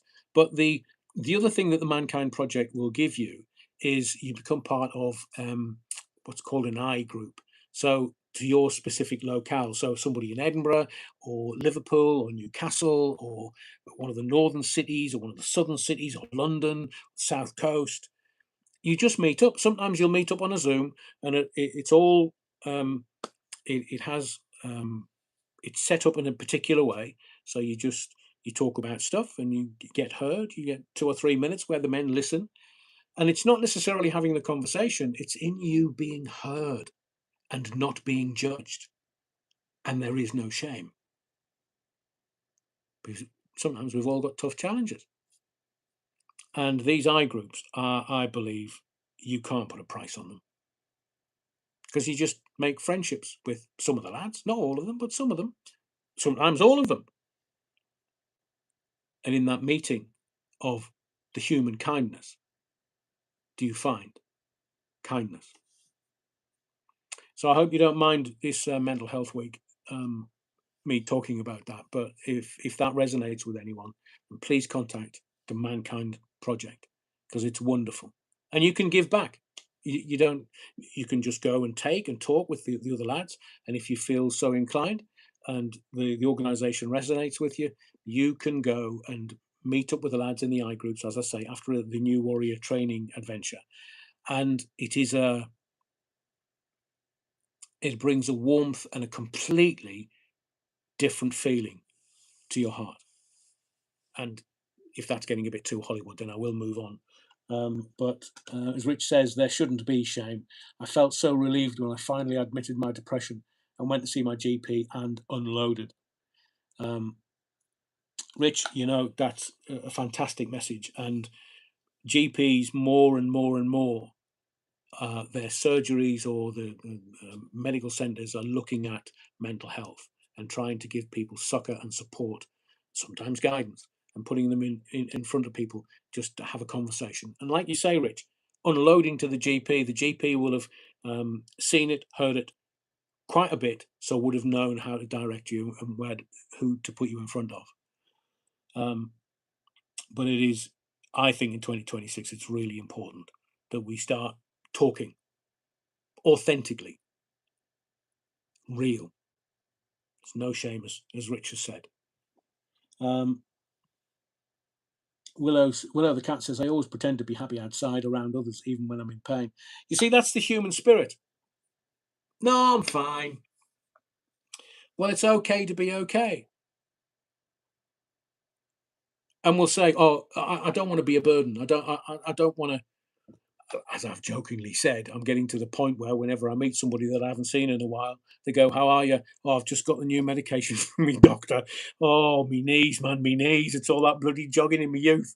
And we just give each other our medical history when we meet up. And I say that in all generosity and kindness because it's funny.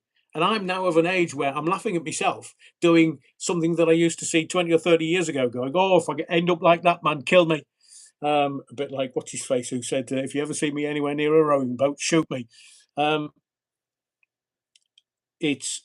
that's why I continually say to you, this is why I wanted to create a community here, because nobody's attacking anybody else. Everybody's just listening and reading the comments and understanding. More importantly, because we've all had tough times, we're meant to experience them, and it's the experiencing of that moment that develops us and evolves us as a soul, if you want me to go profound. Andrew James says, same, I can talk about most things, but as soon as people ask me what team I like, it puts me off. Well, as in footy team. Annie, I don't know whether that was to me or someone else, but thank you all the same, Annie. Oh, Jean, lovely to see you. So glad you're in the body of the Kirk. Welcome, welcome, welcome. And you can contact me anytime you wish. Oh, hang on a second. I just want to say hello to someone. I'm not quite sure who that is. Rich, what other channel can you go from Neil Armstrong floating on the moon to mental health in 60 seconds? Such a great channel. Rich, it's you and everyone else that makes it. I'm just the daft lad with Tourette's that gets a bit leery every now and again. But I really appreciate your ongoing support. Thank you to everyone that's helped tonight. So we're getting to the bewitching hour. Mad Matt UK says, so thank you, Rich. Thank you. And thank you for your texts. It's only when people respond to genuine authenticity do they understand. And that's why I want this channel just to be, it's not about the numbers for me, or the clicks or the likes, although they are lovely. I want people to understand that they can come and talk about anything, clarity in the chaos, whatever that chaos may be, whether it's personal, physical, or politics or the world. We can gather together and we can talk about stuff as adults without anybody telling us that we can't. Because now we talk about stuff that we use code words for, that everybody knows the vocabulary of the Kirk. Everybody knows vote Battenberg. Everybody knows. And I just think it's a thing of outstanding natural beauty that people feel open and relaxed enough to be able to come and say real, honest, profound things about themselves within the chat. I think that's a wonderful thing, and that's, for me, that's a personal blessing. Personal blessing. Yeah, Rich is rich. Vote Battenberg, Rich. And really sorry you went through that, Enigma. That was awful. And I'm sorry I didn't. I may not have gotten to everyone's comments, but we're still around for a good hour yet.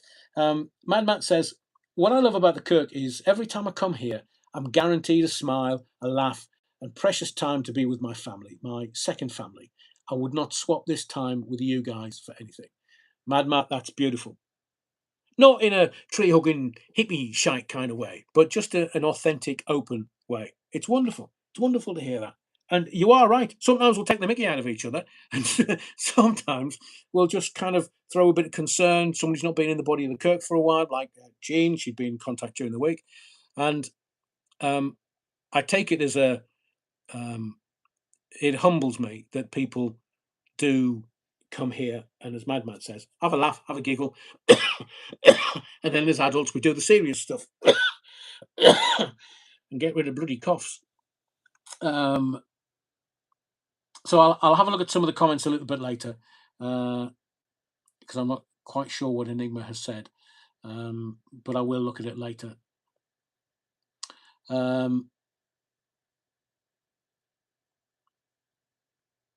Andrew James, there needs to be a Kirk meetup for members only.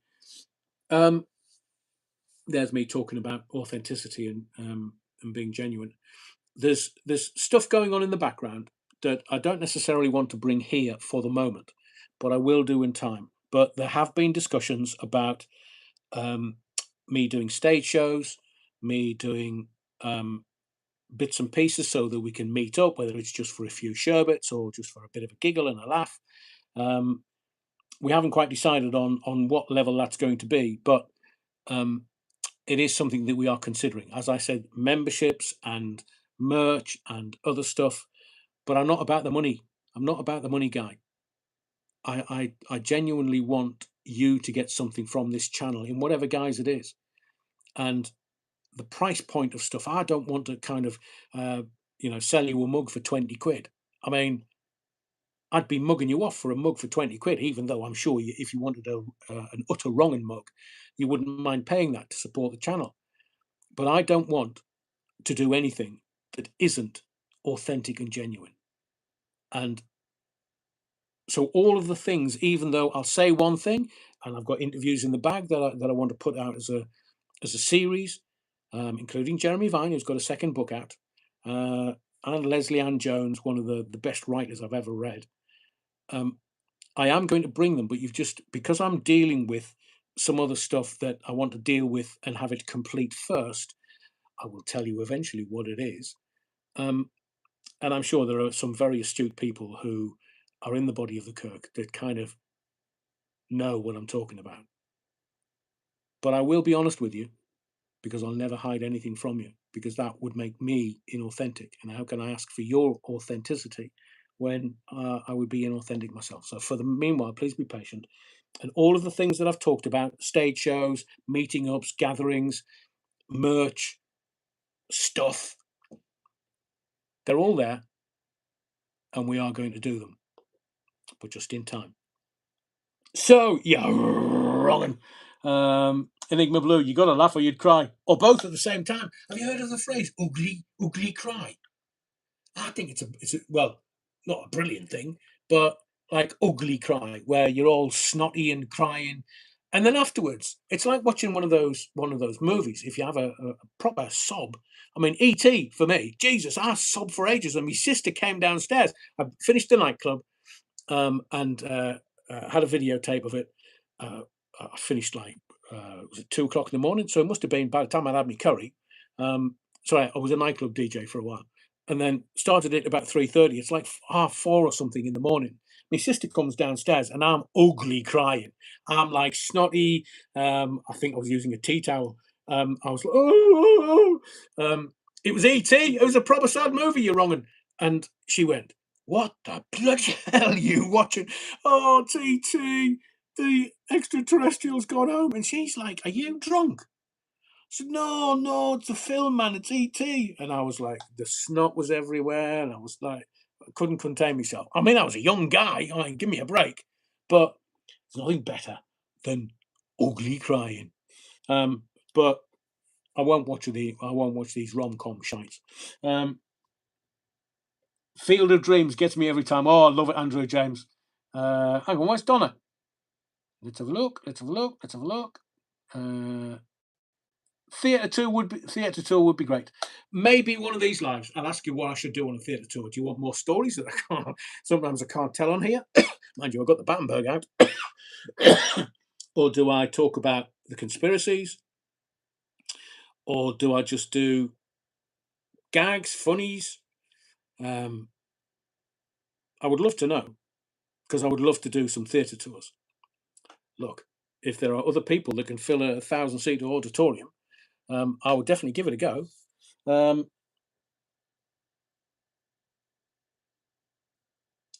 Yeah, in the field. You should set up a YouTube channel on travel and gigs. That would be amazing. I was going to do it.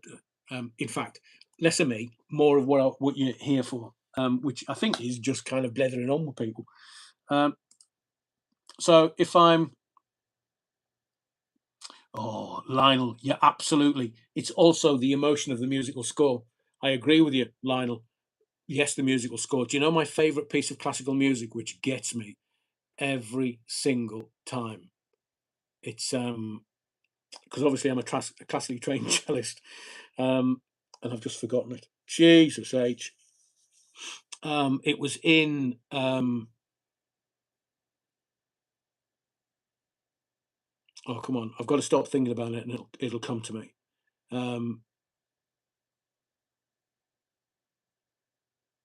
God, I can't. I'll have to think about it for Sunday, but it's not coming to me. Oh, the Interstellar score, Amalia. Yeah, absolutely bob on. It is just beautiful. It's so breathtaking. You can't actually get your breath when you hear it. It's just breathtaking. Well, obviously, if it catches your breath, you're going to be breathtaking. Schindler's List. No, I love that, Marcia. I do. Do a conspiracy tour about UFO shapeshifters and JFK and people sucking lollipops on Rock FM airwaves. Oh, Andrew James, who was sucking a lollipop? What, blowjob? On Rock FM airwaves? I'm trying to think. I didn't, did I? Not that I'm going to admit to. Hang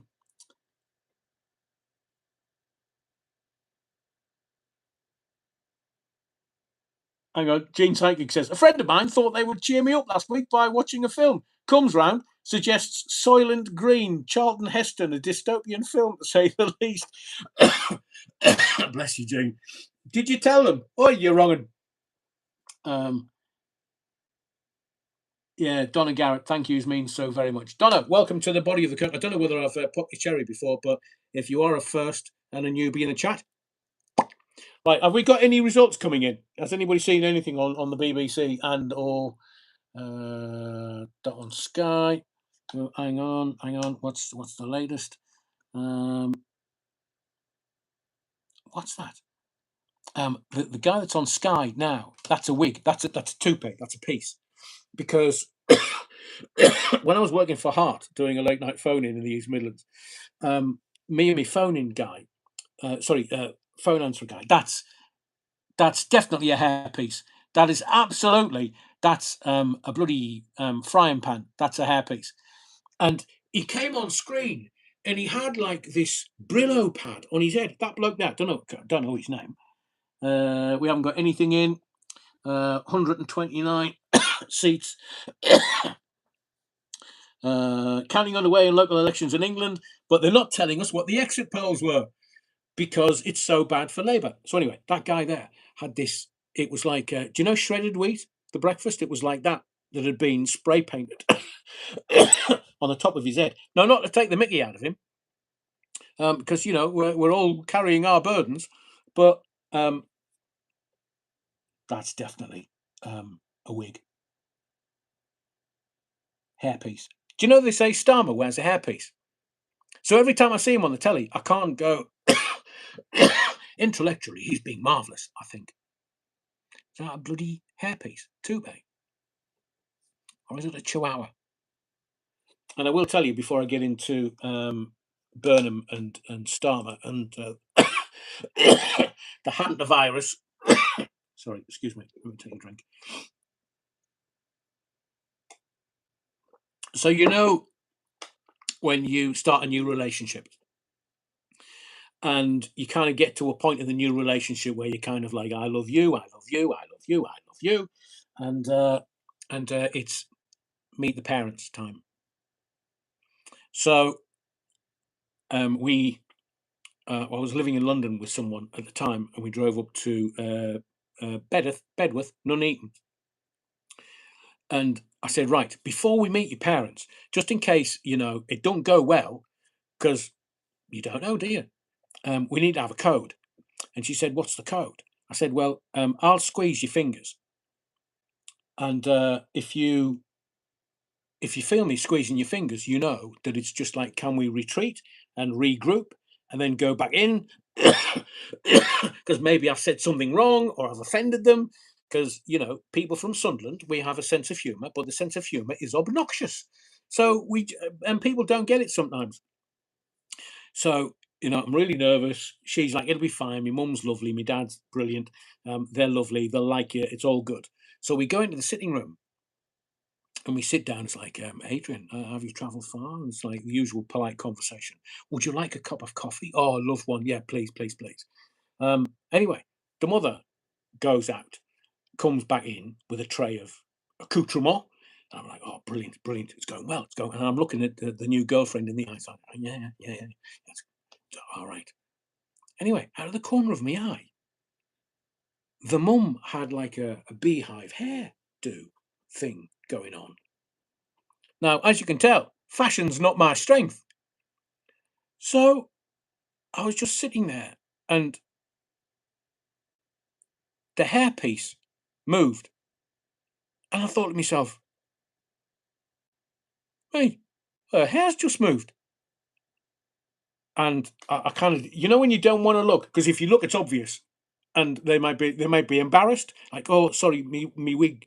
And so I kind of didn't look. And I kept talking to the dad over here. And I kept talking to the girlfriend who was on my right hand side. And then I turned to say something to the mother. And her bloody hair moved. Like, not just like flapping in the wind, like the whole bloody thing moved. And I was like, oh God, I'm sitting here and please don't make me laugh. The only other thing that would make me laugh is like, the grandparents guffing in front of you. What TV got? So the hairpiece moved. And I thought, God, what am I going to do? I can't look at her. I can't look at her. I'm going to burst out laughing. I'm going to look at her. So I grabbed my girlfriend's fingers and I kept squeezing her fingers. And she was looking at me going, what the bloody hell's wrong with you? No. Retreat and regroup. And she said, no, we're fine. We're fine. I can tell. They're fine. So anyway, the dad goes to the toilet. Mum's still there. And she's looking at me. Oh, hang on. Hang on, I think we've got a result in. I'll tell the story and then I'll tell you that. So the hair moved again, and I'm beginning to sweat profusely. And I said to her, do you mind if I take a moment just to stand outside because it's quite warm. I'm from the north. I just feel the heat. And she's looking at me going, what are you up to? So no, come with us. So we go and stand outside. And she goes, what the fucking hell's going on with you? I mean, this is going brilliantly. My dad likes you, my mum likes you, everything's brilliant. What the fucking hell's going on with you? I said, your mum's hair. She said, what do you mean, me mum's hair? I said, your mother's hair. It's moving. She said, what do you mean? I said, look, I didn't want to make a fuss. I didn't want to bring it to anybody's attention. But every time I look at your mother, her bloody hair moves. And I said, we're in the living room. There's no windows open. There's no drafts, no nothing. Your bloody mother's hair moves. And she said, that's not me mother's hair. The cat's sitting on the back of the chair that she's got her head resting on. And I said, what do you mean? She said it's a cat. It looks like the same colour as my mother's hair. It's not, but it's the cat. It's not a hair that's moving. It's the bloody cat moving around on the back of the chair. I swear to God. So anyway, we go back in the living room, and supposedly a girlfriend that loves me, she then starts telling the mother that I think a bloody hair's moving. And I'm like, no, no, no, no, this is too much, man. I'm dying. It's too much. And she said, he thinks the cat on the back of the chair is your hairpiece. And every time he looks at you, the bloody cat's moving, he thinks it's your hair. I mean, they roared with laughter, but Jesus H.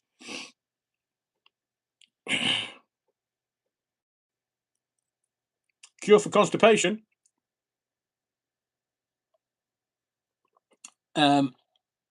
Green Party leader Zach Polanski, we predict. It's moved again. Bugger. Tough message on the doorstep, says David Lammy. No shit, Sherlock. And Polanski's going, oh, yeah, it's going to be earth-shattering. Yeah. They're always bigging themselves up. So let's have a look. I don't think we've got any results in. Have we? No. We've got no results in. So they'll get to 4 o'clock in the morning. They'll all be either on very strong coffee or something else to keep them awake. So we'll leave that, and let's when you call your stew, you take out the art in stew art. Brilliant, Stu Sydenham. Ian McGee, laugh my arse off. Amalia Grassie's laughing, Lions are laughing. The U Borrell's laughing, as is Gene Psychic. And then the Reform take Chorley from Labour, according to Sky. That's what they're saying, Enver. Thank you. Chorley, I know it very well. Exton. I thought it was called Euxton, Euxton. One night, I'll tell you the stories about staying in a motel there. Honestly.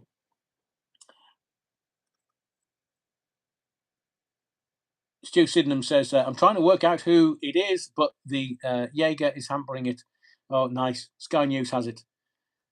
Charlie. Annie Watt likes that. Laughed. My mum thinks Starmer's a robot. It could be. I mean, it could be a clone. Can you imagine? Taking him out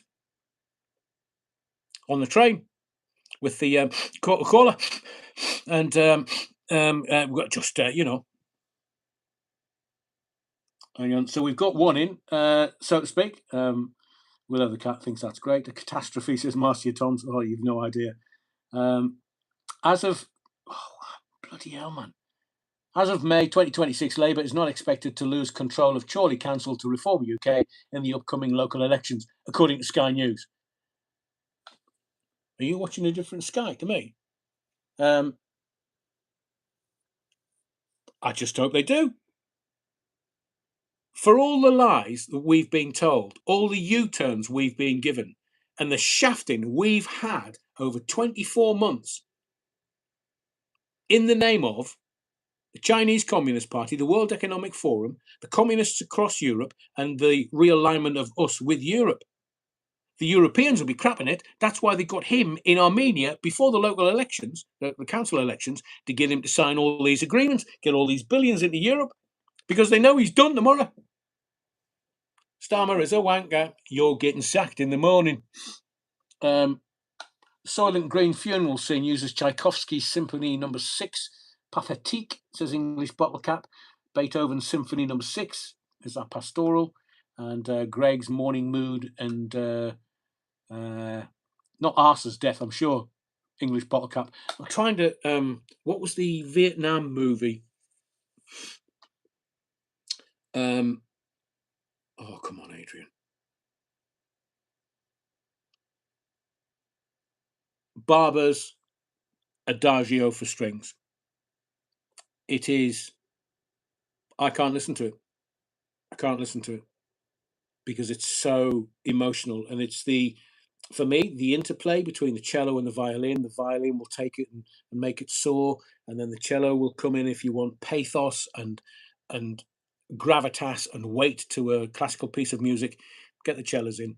Violas, not necessarily, but the cellos in a Barber's Adagio for Strings is just simply breathtaking, and it's been used in many films.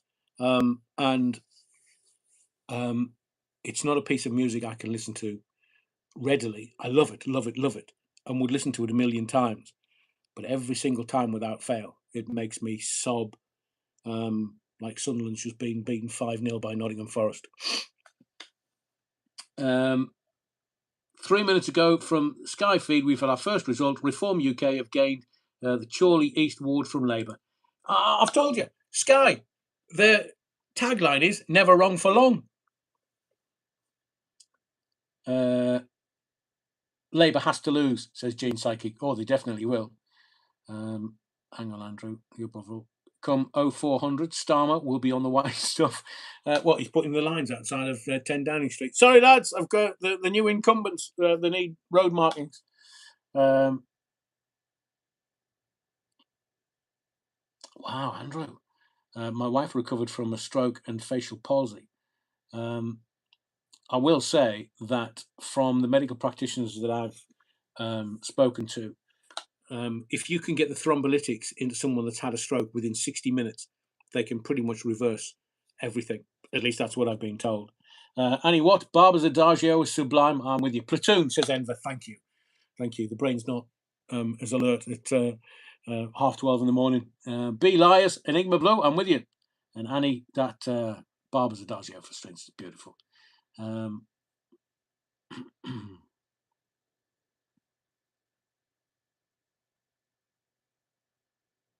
Wow, I agree. In the field, the body is a delicate thing and an amazing thing. It can, in certain circumstances, repair itself, but your cranial nerve damage, wow.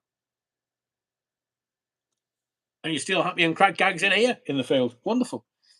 We think it's down to their childhood trauma and her ex. Oh, right, okay. Good morning, Vietnam. Yeah, Enigma Blue, I think it was. And tomorrow, says Gene Psychic, if Starmer is still there, Helen Shapiro will be singing. Oh, look who it is.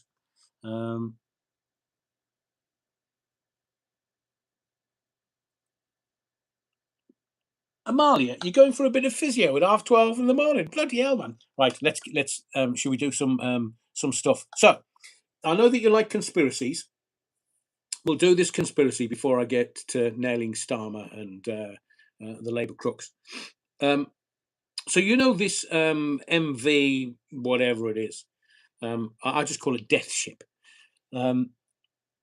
So just to let you know, the last time the Hanta virus was seen in America was 1993.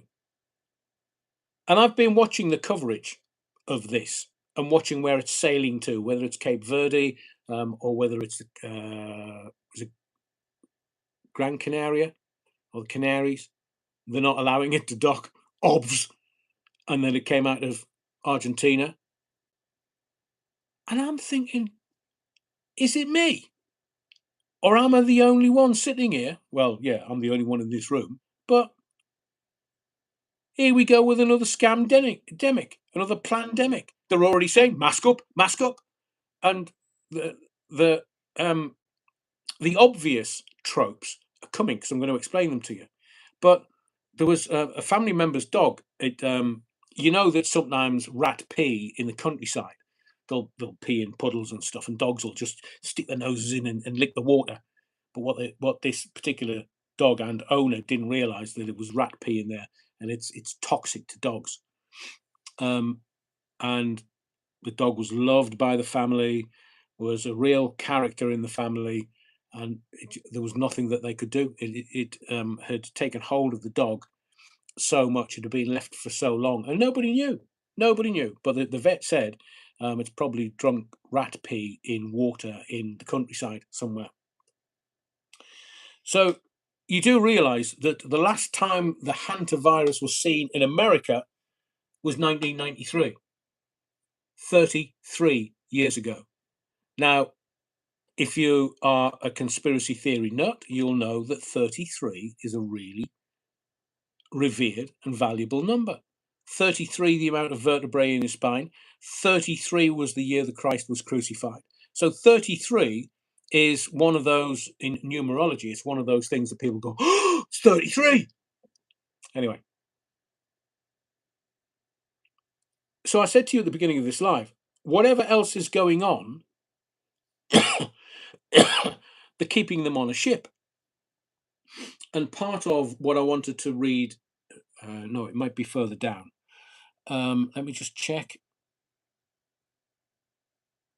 Ah, yes, it is. So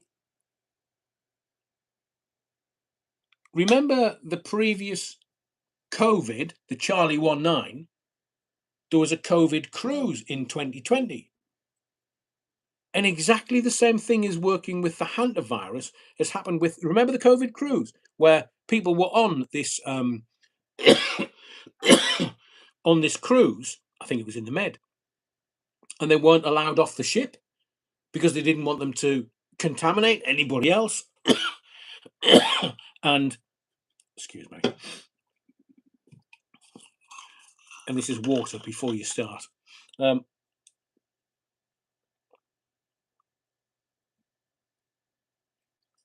Oh, thank you. And again, at that point, we were told to mask up. We were told we're going to be locked down for 5 or 6 weeks to flatten the curve. 2 years later, and I thought, is this a hoax? Because we've seen this before 6 years ago, when there was that cruise in the Med. And then I did some research, and hantavirus is a respiratory illness. Hang on, who ever heard that before? 2020, Charlie 19. It was a respiratory illness. And they're saying it's got to be between a 40 and 50 mortality rate. And you know, Gene Hackman, when there was the story came out that Gene Hackman's wife died from the hantavirus last year. And then the World Health Organization is saying, no, don't worry, we're here now. We are going to step up and deal with it.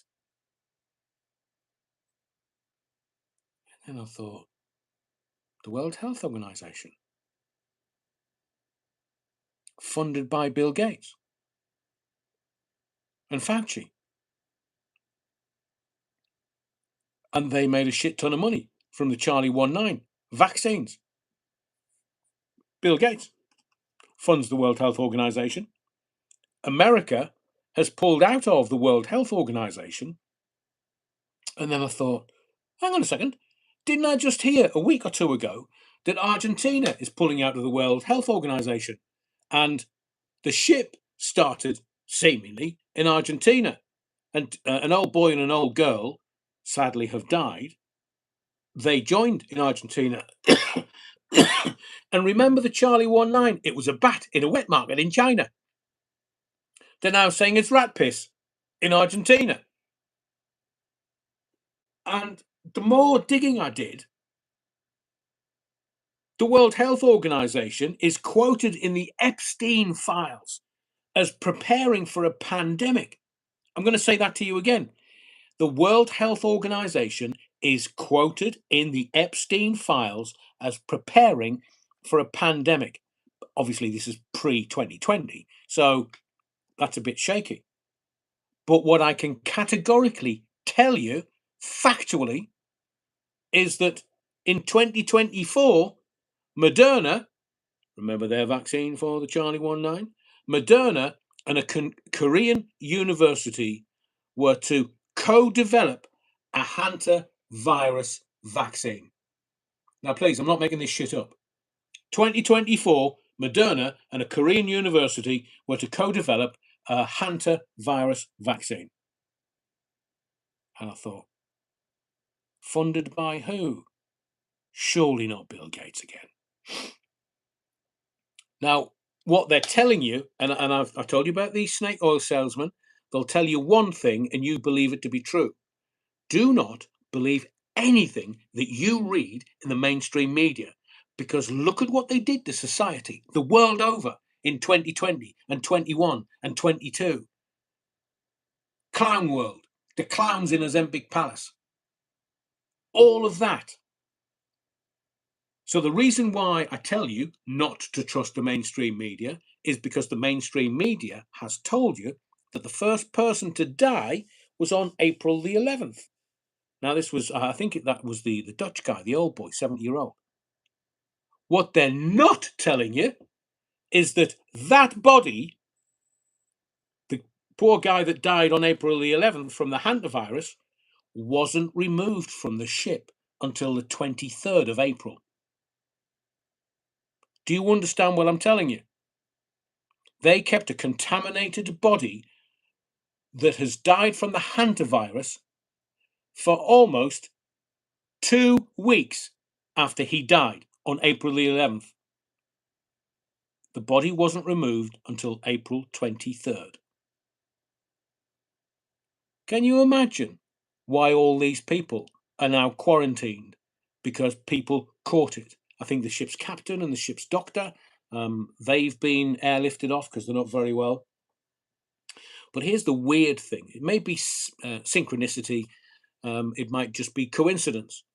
But the Argentina left the World Health Organization around about the time that ship left Argentina with hantavirus on it, because it takes up to 8 weeks to incubate.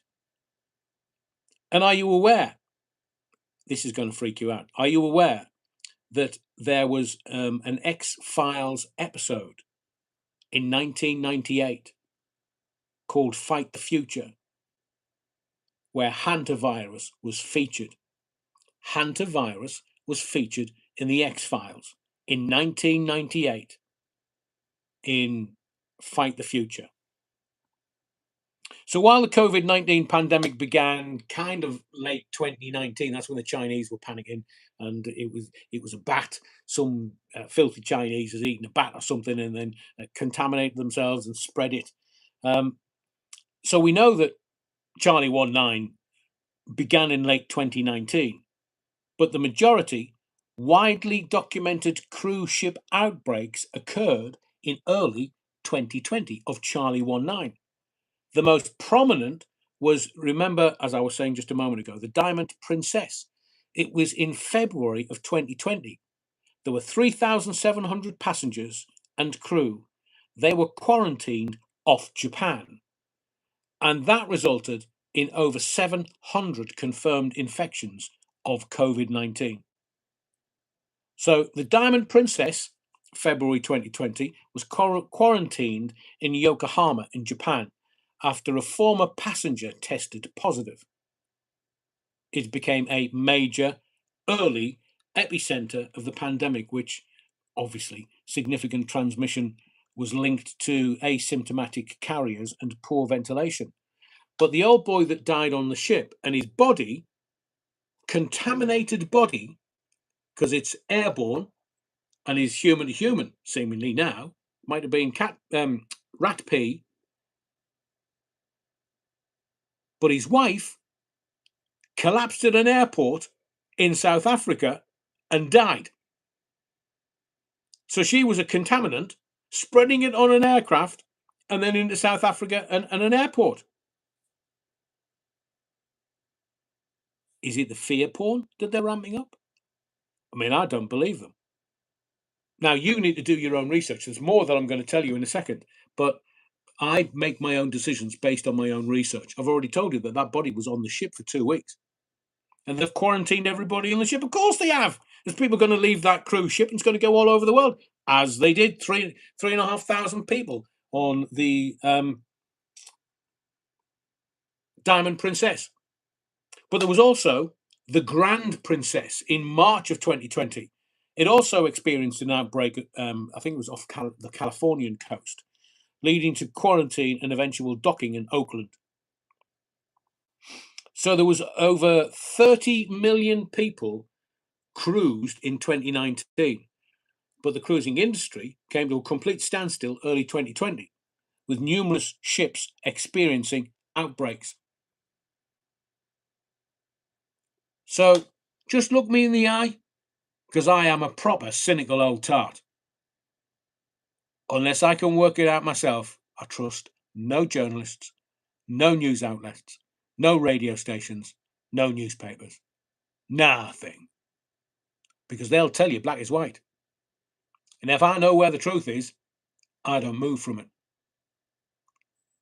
So an outbreak on a cruise ship, 6 years down the line, after they pulled the same stunt with the Charlie 19. I mean, if you've looked on a Dettol bottle recently, they only needed to wash the ship with Dettol. Kills coronavirus. But Hanta, they're not letting up. Not letting up at all. Meningitis B in Kent earlier in the year was all fear porn. I know. As soon as it started to dissipate, they killed the story. It's like the news outlets, Sky, BBC, newspapers, they're not going to announce the death of the Labour Party. They're not even going to give you the exit polls. It's the exit polls we were all waiting for at 10 o'clock, and they've still not appeared because Labour is in the doo-doo royally. I mean, Charles Week's going to wake up in the morning and go, "Oh, Camilla, darling, what first thing?" "No, you're wrongin'. The bloody Labour Party, man, the government." "Oh, Camilla, why the long face?"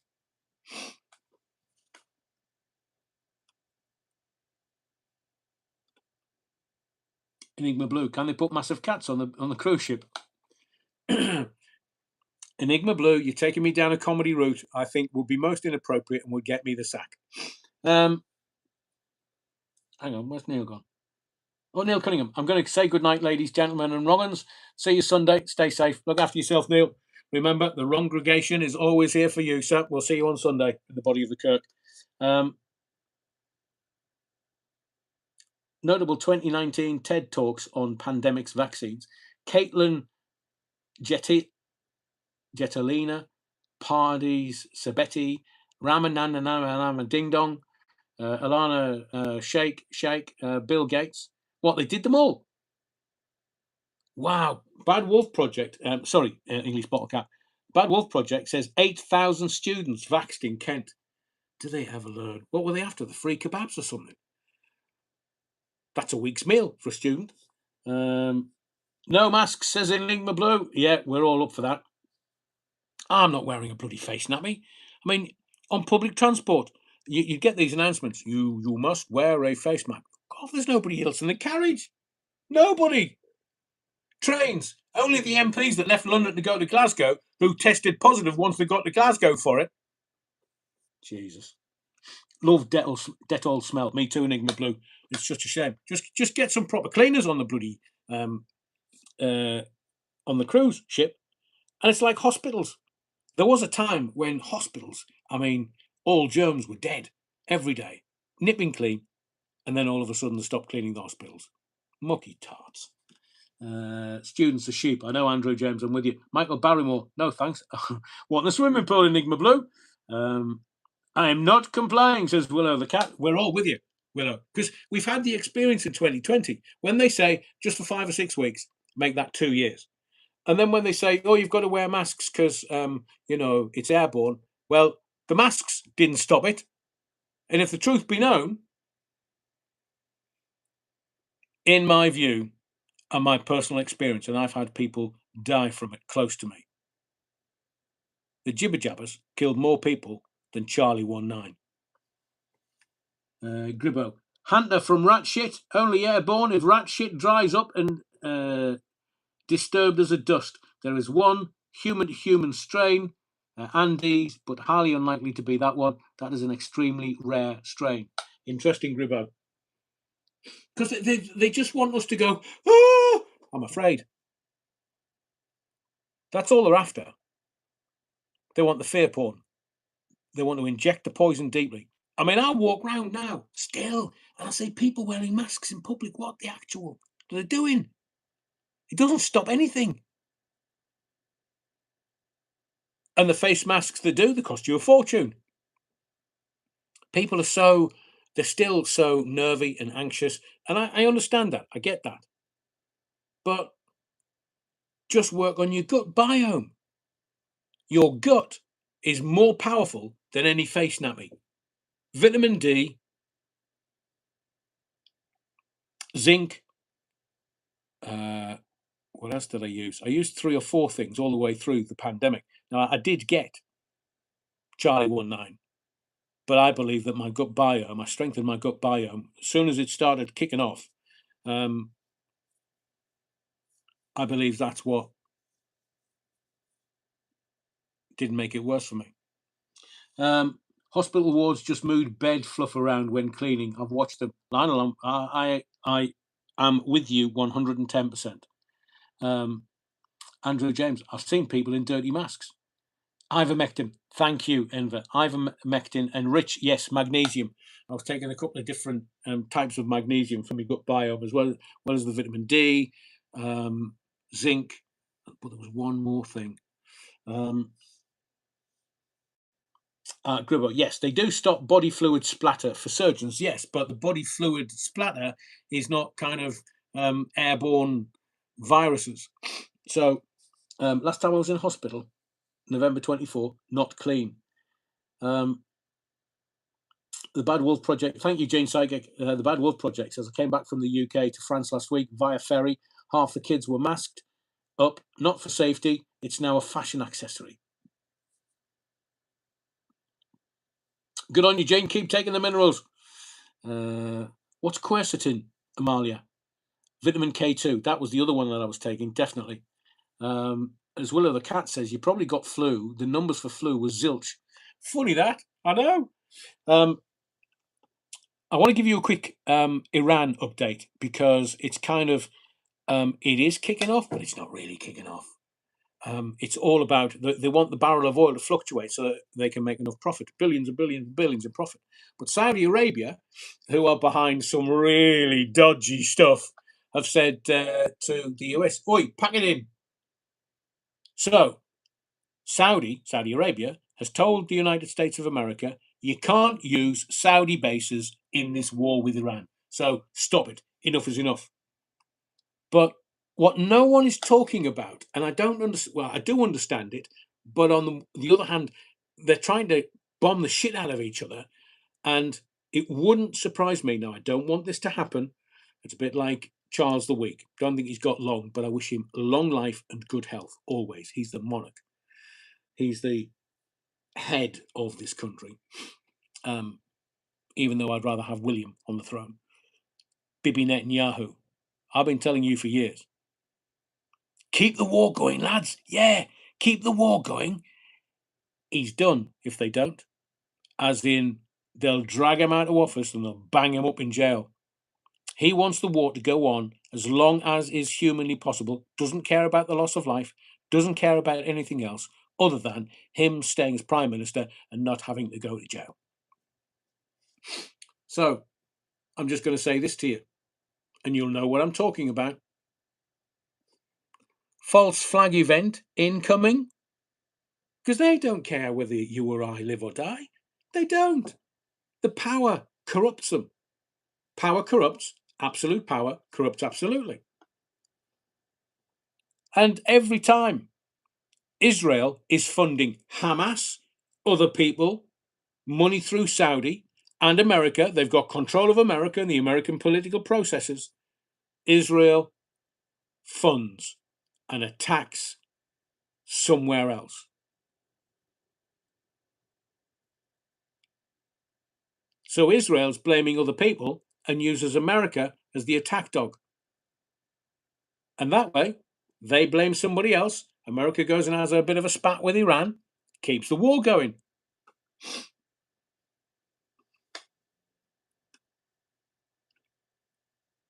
Gribbo says, if you throw a box of ping pong balls at scaffolding, expecting the scaffolding to stop all the balls, that's the same as a mask stopping any viruses. Great analogy, Gribbo. Brilliant analogy. And tonight I was gonna ask you loads of questions. Maybe I'll save them for Sunday. But I want your opinion on something. And it is this. Sir Keir Starmer was calling voters personally. Sir Keir Starmer calling voters personally. Hello, it's Keir here. Can we count on your vote? Oh, dear Lord. Are you sure? Is this AI or is this a wind-up? No. It's me, Sir Keir. Oh, here, mate. Just Foxtrot Oscar. Honestly, Ethel, you never believe. Some bloke on the end of that phone there reckoned he was Sir Keir Starmer. Nah, didn't sound like him. Probably AI.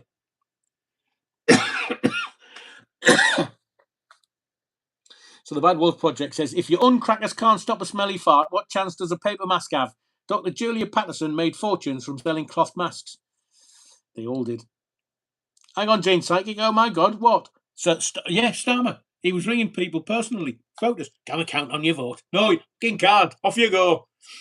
So, if you'd got the phone call from Sir Keir Starmer, what would you have said to him if he rang you? It's open for your own interpretation. Hayden says, oh, what's this? Hang on. Hayden.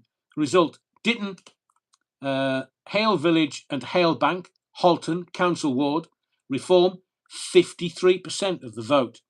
Labour, 29.3% of the vote, and they're down 50%. The Greens, 12.6%, and the Conservatives, 5.1%. So a Reform UK gain from Labour. Brilliant, Hayden. Thank you very much.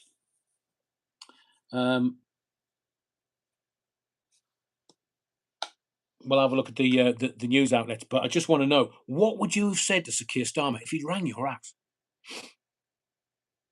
Or your mobile. So I think most people have mobiles, but not landlines anymore. So what would you say if he'd called you? Hello, it's Keir. Can we count on your vote? What would I have said to him? Is that you, Spanky?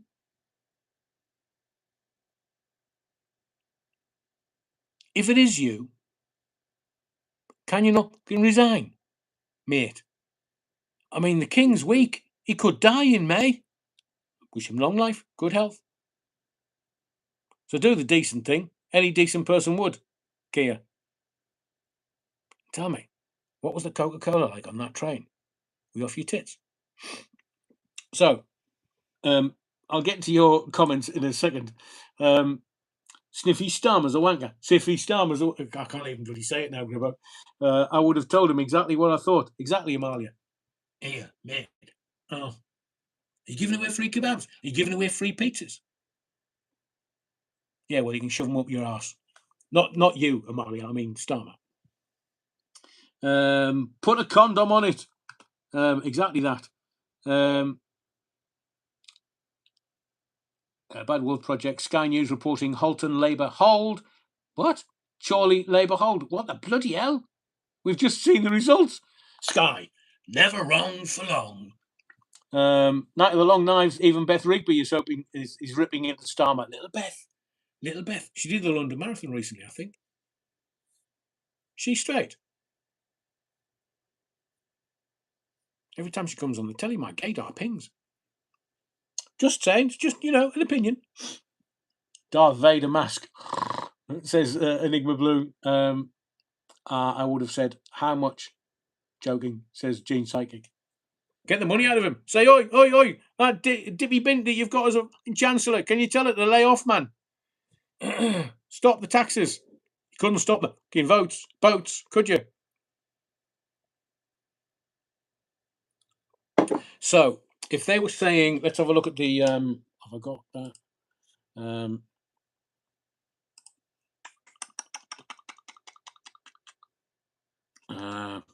Give me 2 seconds. I'm going to get the,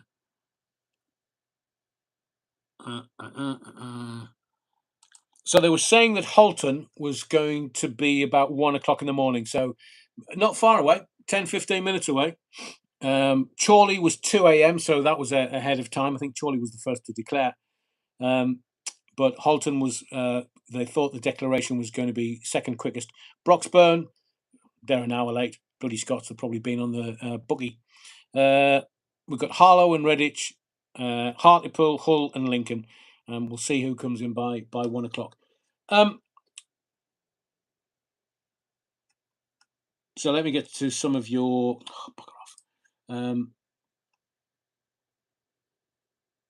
Enigma Blue. Perhaps Keir will contact you later, tee-hee. Foxtrot Oscar says Enigma Blue. Quite right. Rigby is straight, has 2 kids with a man. All right, okay, Enver. It's just me and me gaydar. Reform up 6, Green up 1, and Labour are downloads. I mean, I know that the politicians are saying, well, it's going to be a challenging evening at the polls. They don't get it. Well, they do, invariably from rent boys, but they get it from. Am I still too quick? Um, they Can you hear that?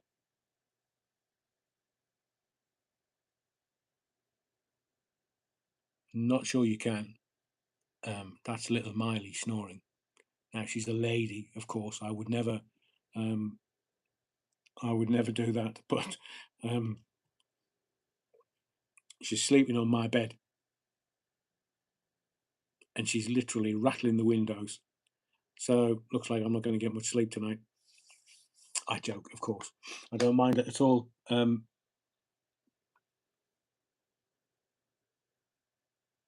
her. Don't know whether you can hear the snoring. It is a tune. Enigma Blue says, corrupt to the core. Willow the cat says, back, had to switch to my tablet. Oh, right. I'm back. Had to switch to my tablet, phone flat. I'd love to hear someone tell Starmer that. Can you imagine? Confirmed. Chorley Council remain in control over council. Hey? Hayden says, North, South and Preston Brook, Halton council election result. Reform 41.6%. Labour, that's up 41.6%. Labour 32.6%, that's down 38%. Greens 17.8%, and the Conservatives 8%. Reform gain from Labour. So, as it stands, according to Sandra Whittam, Reform 8, Green 1, Labour 2. Exactly that. They are eating the ducks around my way. Who is? Those little ducks.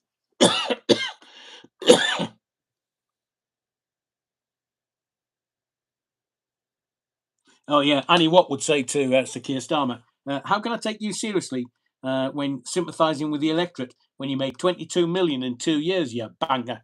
He's definitely a merchant banger. Definitely. Thank you, Annie Watt. What was I going to do next? That's a council declaration.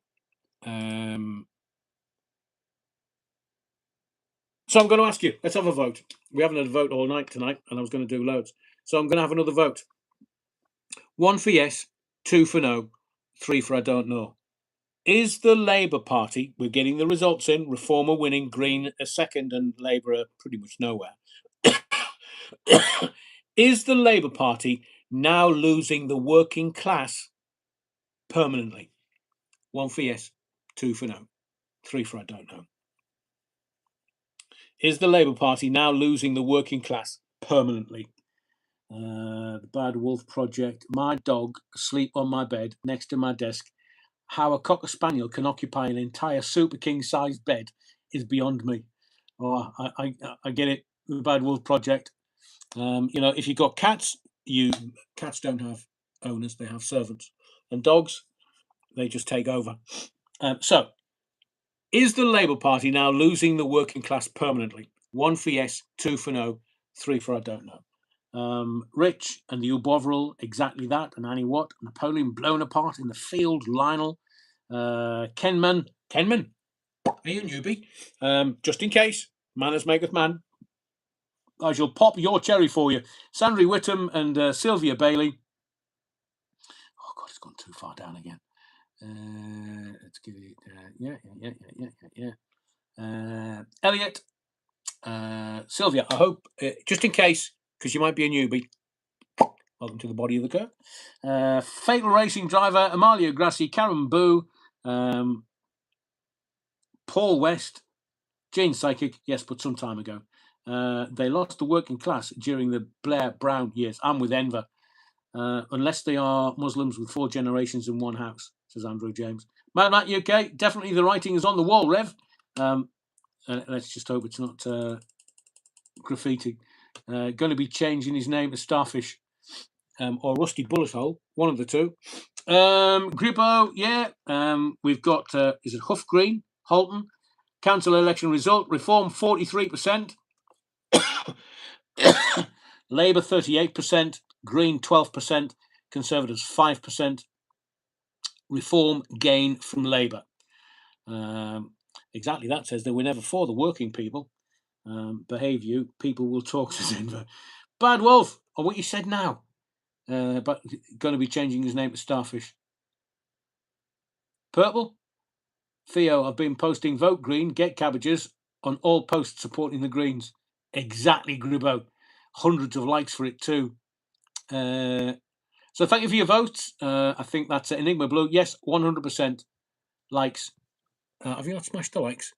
Oh, we got magnificent. We got 3 figures. Brilliant. Dan Wootton should have challenged the green canvassers harder. I didn't see all of the video, Andrew James. I saw some of it, and I'm with you. He should have got right into their ribs, but I think he was kind of nodded work. So, but he's a journo for life. He should have just kept going. Who was winning overall? I think. Let's have a look. Let's have a look. Oh,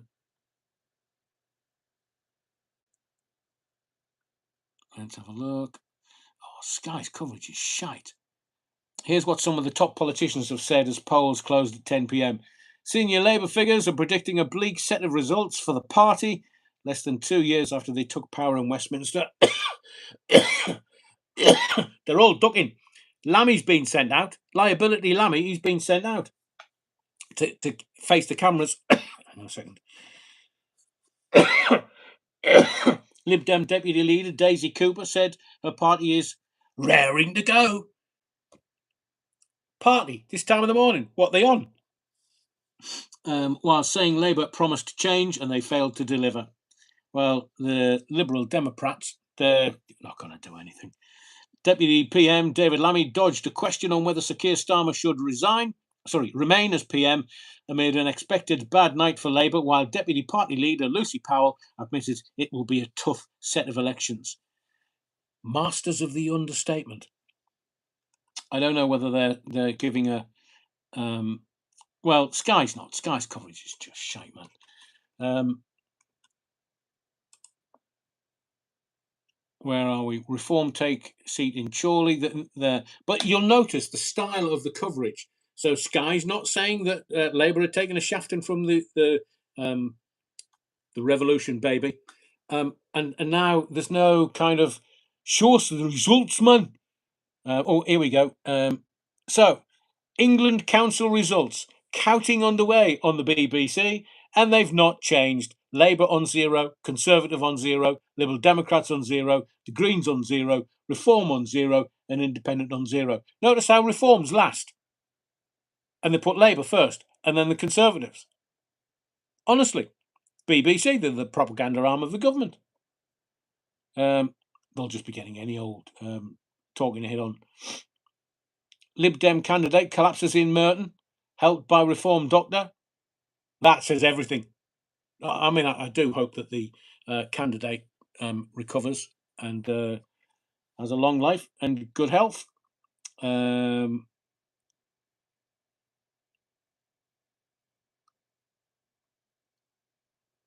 Which councils are expecting to hear from first?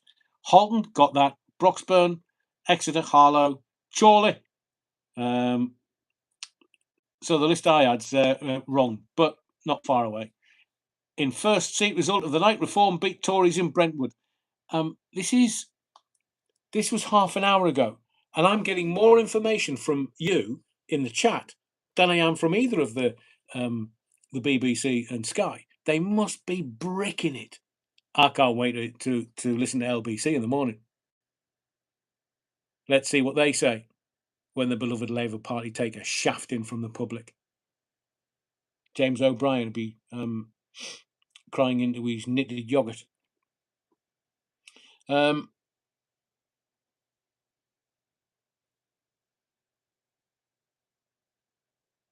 I mean, this is just woeful. It's inept and woeful, and I have to say that the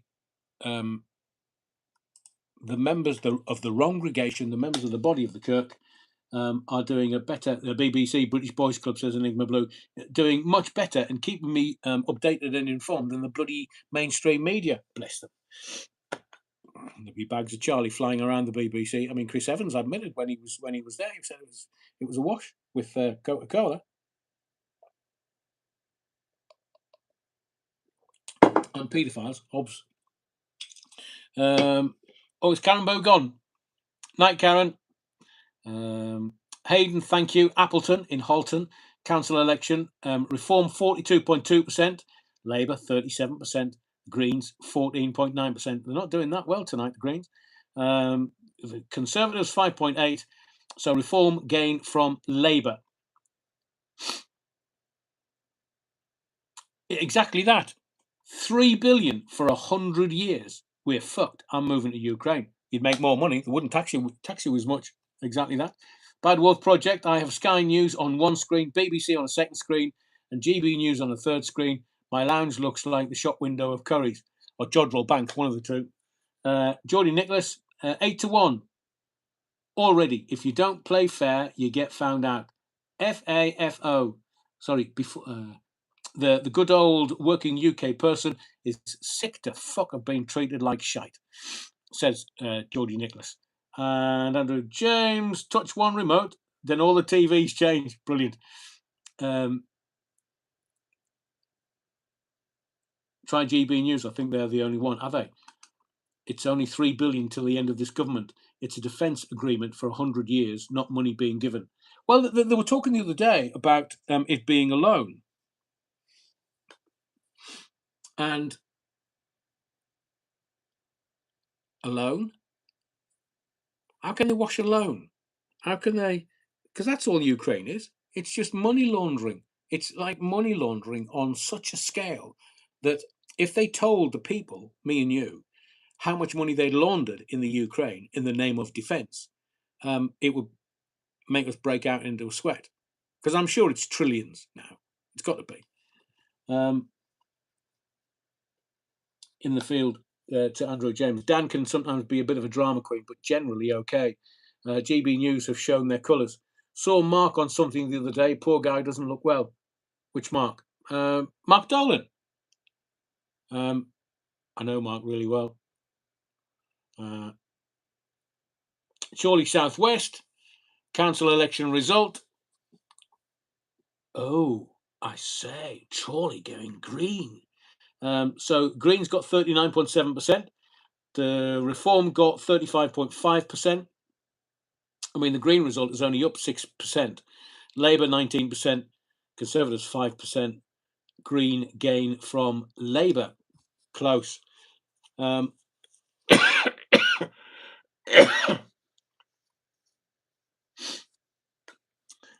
James, that's funny.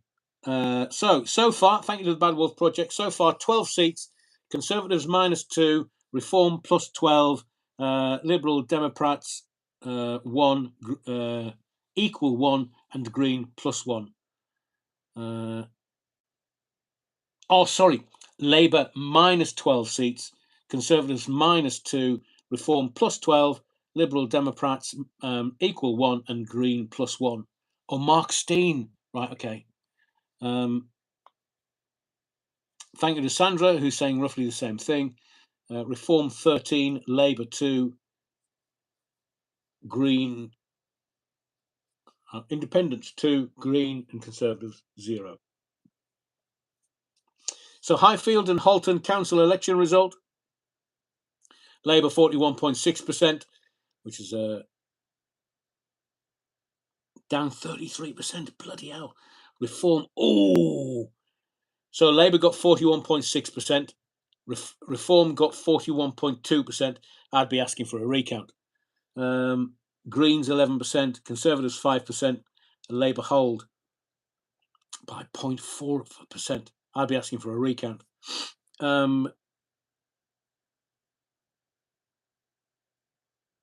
Oh no, in the field, really.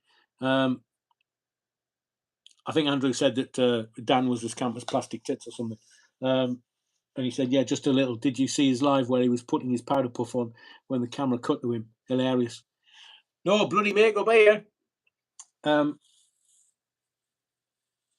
Gene Psychic, hope they never used Dominion. Yeah, that's what I'm saying. The Venezuela cannon machines. We need to stop it. Willow the cat, they rigging it. Mad Matt to Bad Wolf, I understand. I'm not frightened of things that go bump in the night. What gets me are the things that go rah. Best to stay safe, mate.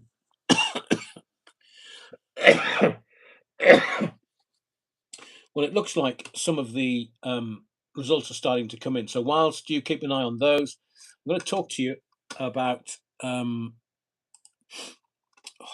where is it? The downfall of Starmer, because I think it's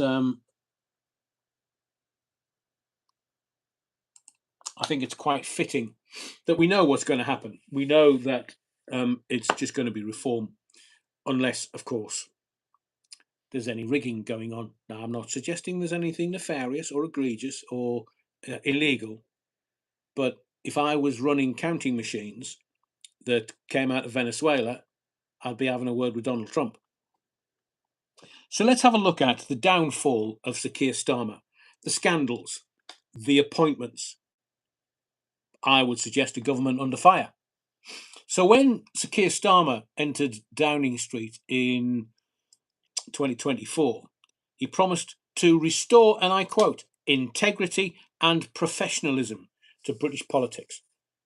Yet, within 2 years, his government became engulfed in a series of controversies involving political allies, donors, and senior appointees. There's questions over donor access to Downing Street, to a major international scandal surrounding one of Labour's most prominent figures. Now, these episodes combined to create one of the most turbulent periods of Starmer's political career. I mean, if you look at the three controversies in particular, Wahid Ali, Matthew Doyle, Peter Mandelson, they all came to symbolise the crisis of judgment critics said defined Starmer's leadership. He's got no clue. I mean, look at the Lord Ali donations and cash for access row. Every time I look at Starmer, I think, Lord Ali bought those glasses. Lord Ali bought that suit. And every time I see Lady Starmer, I think Lord Ali bought her dresses. So if you cast your mind back, the first major controversy erupted in 2024 over Starmer's relationship with the Labour donor Lord Ali. Ali had been one of the Labour Party's most significant financial supporters, contributing hundreds of thousands of pounds to the party and its campaign. Reports revealed that shortly after Starmer became Prime Minister, Ali had been granted a security pass allowing unrestricted access to Downing Street. How much did that cost him? The donor subsequently hosted gatherings for other Labour donors in the Downing Street garden, prompting accusations of cash for access cronyism. There was further scrutiny followed when it emerged that Starmer had accepted gifts from Ali. At 1 year, before he was Prime Minister, it was 100 grand worth of freebies from all over the place, including a private box that he said he had to have for security reasons. Feck off. Like all of the other football fans, he should just go to the footy and hell mend him if anything happens. Obviously, I don't want anything to happen to him. That's just a turn of phrase. But Starmer had accepted gifts from Ali, including clothing and glasses, as I've already mentioned, some of which were initially not properly declared in the parliamentary register. Starmer later acknowledged receiving tens of thousands of pounds in clothing, related gifts from the donor, and apologised for the earlier reporting error. Now, I will just say this to you between friends. The thing we've got to watch out for is Palantir. February 2025. Mandy, Lord Mandelson, arranged for Sir Keir Starmer to meet the big knobs at Palantir. No official record. None. And when they were caught out, they said, oh, it was unofficial. Didn't have to keep any notes. The Prime Minister going to meet a commercial entity that has over £1 billion worth of contracts from this Labour government. I'm telling you, if there is anything in that and it comes out, it will kill the political classes, let alone a political party, because they're just all corrupt. And you know what Palantir are involved with, don't you? Digital ID. Oh, as a little aside, you know, is that it? No. You know, when I went and gave them me polling card, it said, and I'll probably do this over the weekend before the next live, it said that you can use your passport, your driving license, and other bits and pieces, and embedded in there is digital ID. They're bringing it in by the back door. And if anybody told me this government would be doing stuff via the back door, I'd look at Starmer and laugh. So today, if I'd had a digital ID, I could have used it for my ID when I went to vote. So by the time we get to the next general election, 2027 or not, they'll be wanting you to start using your digital ID. So it's about time you started getting noisy. So with Starmer and the stuff that he's been involved in, the Lord Ali affair damaged the early image of Starmer's government as a break from Westminster's culture of patronage. Now, you might not be au fait, you might not be too deeply embedded with the Lord Doyle controversy, so let me tell you about it. Another damaging episode involved Matthew Doyle, Starmer's former communication chief, who was later appointed to the House of Lords as Lord Doyle. The controversy emerged after it was revealed that Doyle had previously campaigned on behalf of a local politician later convicted of possessing and distributing child abuse images. Critics accused Starmer of ignoring warnings about Doyle's past involvement before approving his peerage. Sound familiar? Downing Street acknowledged that Starmer had been aware of some concerns for weeks before action was taken. Doyle's Labour whip was eventually suspended after mounting pressure from MPs and the media. Did you read much about that? No, me neither. But the delay in responding sparked intense criticism, including from members of Starmer's own party. Some Labour MPs argued the situation showed poor judgment. You don't say. No shit, Sherlock. And raised questions about the vetting process for appointments to the House of Lords. And we get to the Mandy Mandelson Epstein scandal. You know all about that. And Mandelson had long faced scrutiny over his association with convicted sex offender Jeffrey Epstein. Now, you know that Mandy said, I wouldn't be interested in all the things that was going on. I'm a gay man.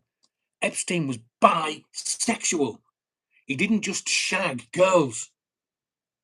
But they're keeping that quiet because then there'll be some huge big names,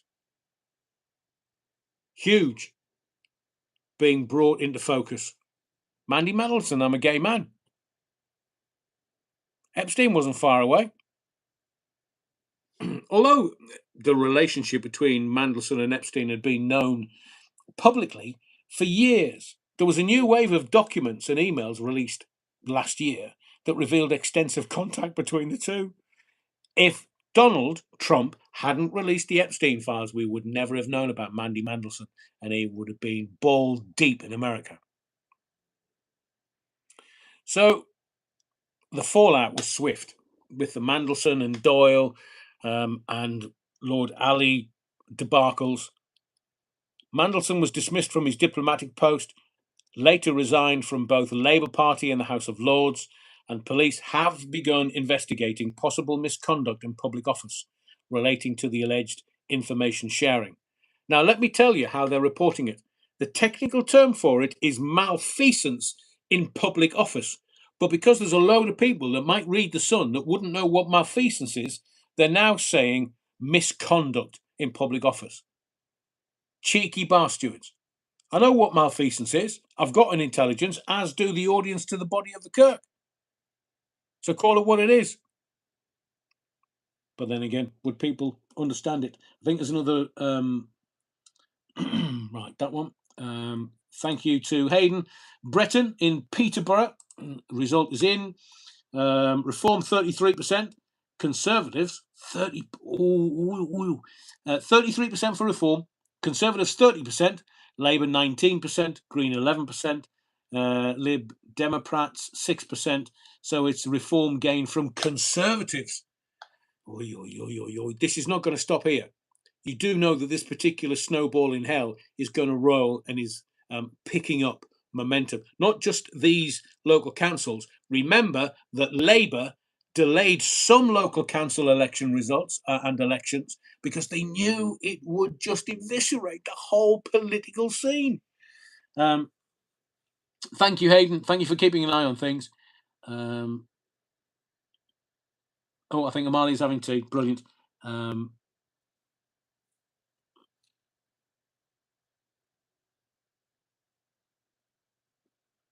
According to Hayden, Paston and Walton, again, Peterborough, Conservatives 37%, Liberal Democrats 27%, Reform 25%, Labour 7%. Your party. Your party, Conservative gain from. Do we know how many people voted? No, they're not going to. I'm sure that kind of data will probably arrive at some point over the weekend. But normally at 10 o'clock, they start telling you the exit polls. They start telling you numbers of people that have voted. And that data normally comes out really quickly, but they're scared. The whole system is scared because they know it could be the end of them and their power. The Bad Wolf Project, interesting point raised to me today. Was this PM failure overplayed by the media while Starmer's failures got far heavier coverage across all formats? Only second to COVID. Oh, Amalia. Yeah, I'm with you. I've only got water left now. That was for you. You need tea. Definitely, but I'm the only one awake. Even the bloody dogs are asleep. Where are we? We'll go till about 2 o'clock, I think. 4 hour live. Jesus.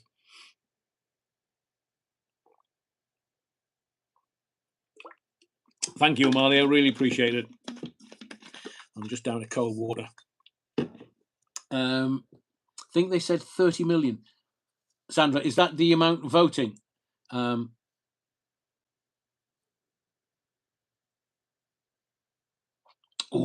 Enver. Malfeasance and misconduct are two related but different offences. One's common law, malfeasance, and the other is common and statutory. Statutory law, I thought that malfeasance was also statutory. But I'm happy to be proved wrong. Common law doesn't carry the weight of the law, really. But statutory absolutely does. Jail time. Got any beers, Rev? I wish, Andrew. I'm off them at the minute because I can't. I've got to get my blood sugars down before they start treatment on my eyes, and I've got to have 6 months treatment before I can have my cataracts removed. Honestly, blind as a bat. I wish I had, Andrew. I'd share them with you. Adrian, imagine if we had an invented Battenberg lube. We'd be millionaires, Rodney. Brilliant, Geordie Nicholas. Can you imagine? Same going in, same coming out. Hang on, was Stuart in tonight? Bad Wolf Project, likes, hit the likes. Amalia says, Adrian, go make yourself a brew. No, I'm good for 40 minutes, Amalia. But I know that most of my audience kind of switches off around 1 o'clock. So I'm ever so thankful for those that are staying for the entertainment. So Starmer is he's done. I'm bored with him now. Genuinely, I'm bored with him. I just wish he'd leave us alone. We've seen through him. We know what he is. We know who he is. We know what he's been up to. And let's have a look. I've got some questions there. I think we'll leave them. So I've got a whole load of notes.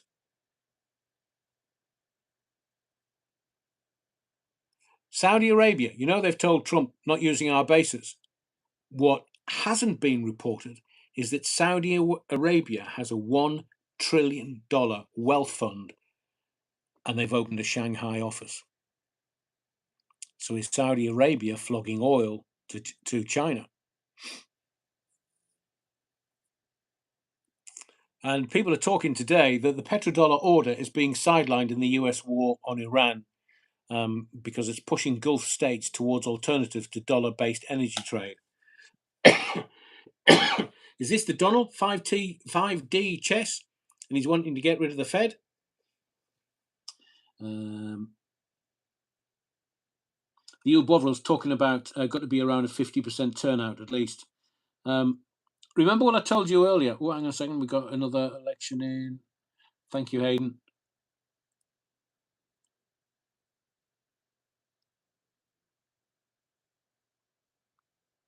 Right, okay. Thank you, Bad Wolf Project. That does make sense.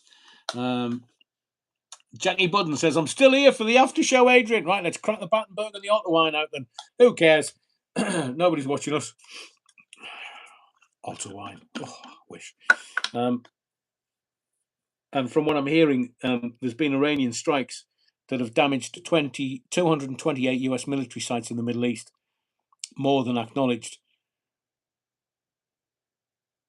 Are they just getting their Johnsons out? Are they just kind of willy-waving at each other, Iran and America?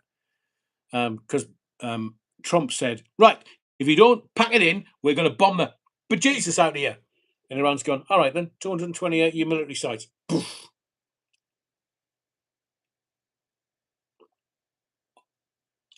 But you know what's going to happen, don't you? The price of oil, the price of a barrel of oil is going to go through the roof.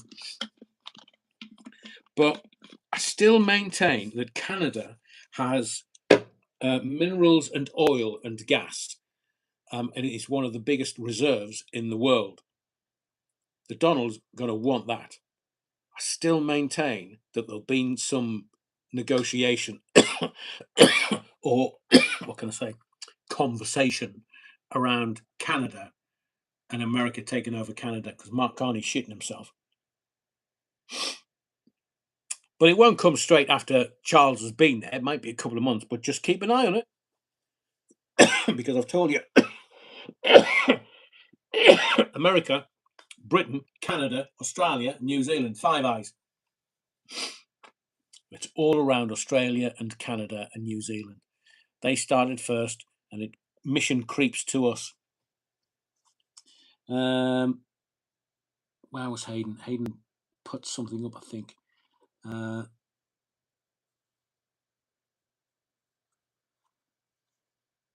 Everyone to the bathroom. Brush pegs time and other stuff. Oh, I say, Amalia. Thanks, Amalia. Willie the Cat, Sandra Whittam. Latest reform, 25 Liberal, 4 Labour, 3. Bloody hell. Can you imagine if reform... They're obviously playing it down, but reform could end up with gaining thousands of Labour seats. And that's why the queer fella is abroad. He doesn't want to be tied with this brush. They've literally got to have to drag him, kicking and screaming and flinging, out to number 10 Downing Street. His nails will be embedded in the wallpaper in number 10 Downing Street. He's not. He's not going to go. Do you not take your teeth out and put them in a glass? Oh, I say. Salford Council, Labour hold. 2 hands, probably. Salford, Manchester.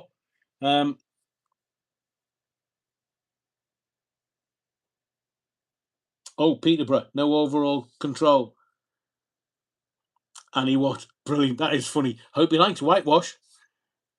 I bet he's the kind of guy that would like the I am tired now. The I mentioned it on the live the other night. What, the wallpaper, the bollocks. I was going to try and be funny there, but I'm not now. I'm too tired.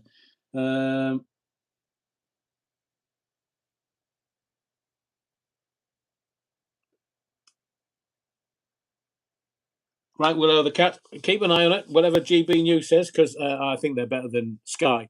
Sky, never wrong for long. They've never been right all night. They're bloody contradicting themselves. Bless them. Have they got champagne in the studio? No, not flock. It was oh man, the wallpaper had bits in it, bits of wood in it. Wood chip. So wood chip wallpaper. God, got there in the end. Wood chip wallpaper, and they would paint it like every couple of years. New wallpaper. Um, Never mind the teeth. It's the false leg that's concerning. Brilliant. Reform, reform, reform. All the way with me, says Mad Matt. Hopefully, it'll be a turquoise wash. I'm hoping. Thank you, AL. Wood chip. I know. 27 for reform. I mean, not anaglypta. It was definitely wood chip. It was like really chip, but people thought they were really cool on council estates because they had wood chip wallpaper. Try get that, or off after 10 coats of paint. Um, I mean, I don't know if I'll do something tomorrow during the day. I might not be in a fit state, but I would like to see them get hundreds and hundreds and hundreds. Because not because I'm being nasty to Labour or the socialist movement or the Labour movement or the Labour Parliamentary Labour Party. Um, I want to change. I do want to change. And the only option really, the Greens, no. Anti-Semites, no. And you're saying, but Polanski's a Jew. No, some of the people in the Greens are anti-Semites, and some of the stuff that what's he going to do? Take to the stage and go, right, everybody, think your tits bigger. Sorry, boobs. Be a gentleman. Hang on, who's that? Pan. How are you all up so late? We were built for it. Welcome to the Body of the Kirk. Welcome to the Theatre of the Mind, Live 320, and we just keep pounding on. Vote Battenberg. Somebody want to tell them? Yeah, Willow the cat. It's still early. It's like armoured plating with 10 coats of paint. I know. I believe that Tower Block Tracy likes blown vinyl. Can't even say it.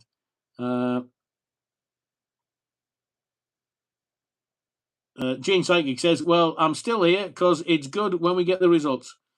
Enigma Blue, just for you. Sorry, Pan's probably thinking, what the bloody hell are these people on? It's quicker to scrape the walls off the wood chip. Yeah. Newty Brown, good to see you in the Body of the Cook. Have you tried removing wood chip wallpaper with numerous coats of emulsion on it? Yeah, I use a drill, an electric drill with a sandpaper on it. That was my grandparents, long time ago. And here's the other thing, because it was one of my grandparents, they smoked loads, like woodbines. So it was wood chip, brown stained. I mean, it's a contradiction, but it's the same thing. It's quicker to scrape the walls. A Wigan Labour hold. Oh, interesting.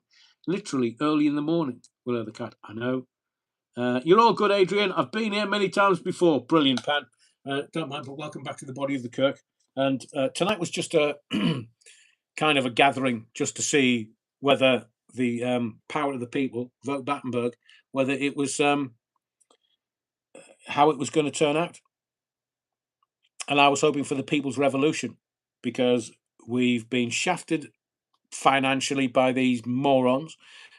We've had billions upon billions of pounds sent to be laundered abroad to come back into the pockets of politicians. And 31 reform. And Annie Watt, yeah, nicotine yellow is the shade. I know, but can you imagine? I mean, the wallpaper was already had bits of wood chip in it, which was brown to start with. Oh, we got another one. So, Pan, welcome to the Body of the Kirk. It's getting a bit late, but it's jumped to 32 now for reform. And Hayden's telling us that Lee South in Wigan, the result, Reform 48.3, Labour 25.2, Green 15, Conservative 6. So Reform gain from Labour. For Mike Cassandra. Or was that the O'Bovril? The O'Bovril.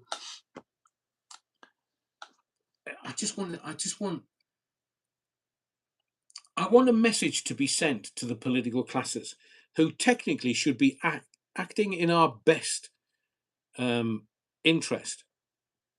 And they're not. Because can you imagine what we could do in this country with the tens, if not hundreds of billions of pounds that have been spunked abroad to make the politicians in this country richer. Can you imagine how fantastic it would be to live in this country? Get rid of the boats, stop anybody draining us, and keep all the money in this country. And if anybody wants to deal with us, well, it's on our terms, not theirs. That includes Europe. Can you imagine how wonderful this green and pleasant land would be? Britain is a beautiful place. That's why all these individuals, for want of a better term, are in this country and coming across here. Geordie Nicholas says, reform are pissing this. Poor James Keir Hardy would punch Keir on the nose. Hang on.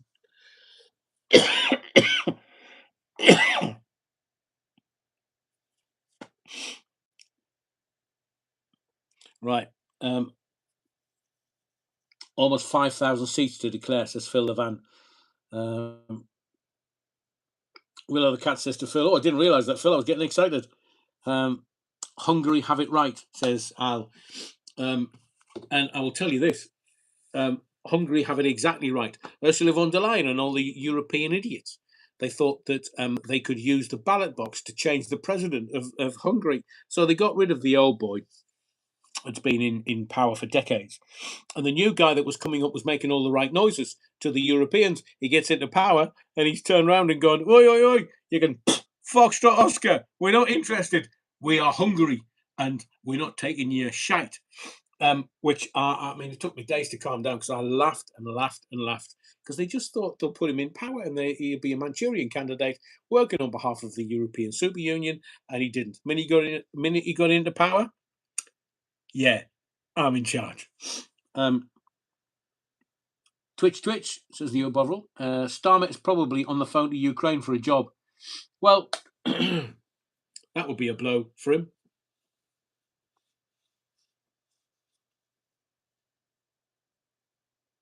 Blow. Job.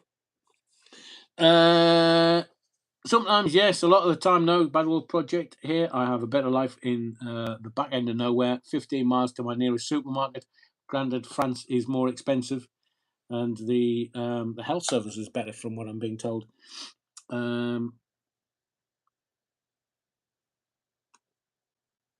What's that about Skem? Was that Skemsdale? Gene Psychic. I never enjoyed living in Skem. I did. Keir Starmer's 50p sixpence, Hayden, 50p sixpence, but 20p is a bit bigger.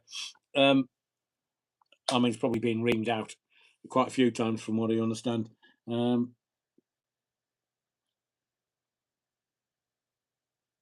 That's brilliant. Andrew James, the Bad Wolf Project. Do you cycle like Jacques Tati for the weekly shop? It'll be his tatties that take a battering if he's cycling to the shops. Starmer will be asking for a job, all right. He's had 3. Oh, Jane Cycling, you're ahead of the game. Soft touch Britain needs a major wake-up, says Enver. I'll make a prediction. At the moment, Rupert Lowe hasn't got his party ready for a major challenge. Reform is going to be the next government. I believe that once Nigel Farage becomes Prime Minister, the pressure might be too much for him. He is going to become Prime Minister, but I think he may stand down for somebody else. At which point, people are like, whoa, hang on. We didn't vote for this. We voted for Nigel Farage. So, don't like you, or I might not like you, or I'm a bit unsure about you. What about your policies? And that's when Rupert Lowe's integrity and Restore UK is going to just start to ramp up everything with integrity. So, they've got this inquiry ongoing about the rape gangs. That's what I was going to talk to you about. Andy Burnham. Let me find it because it's important. So, don't know whether you're aware of this, but there's a thing called Operation Augusta. And Andy Burnham has to be, in my view, it's only my opinion, has to be careful. Because once you, what's the old Chinese saying? Nail that stands up is hammered down. In other words, if you make yourself, your profile, make people aware of you, then they could attack you. So I would counsel you that if Andy Burnham, before anybody crowns Andy Burnham, if you meet him and shake hands with him, just ask him about Operation Augusta.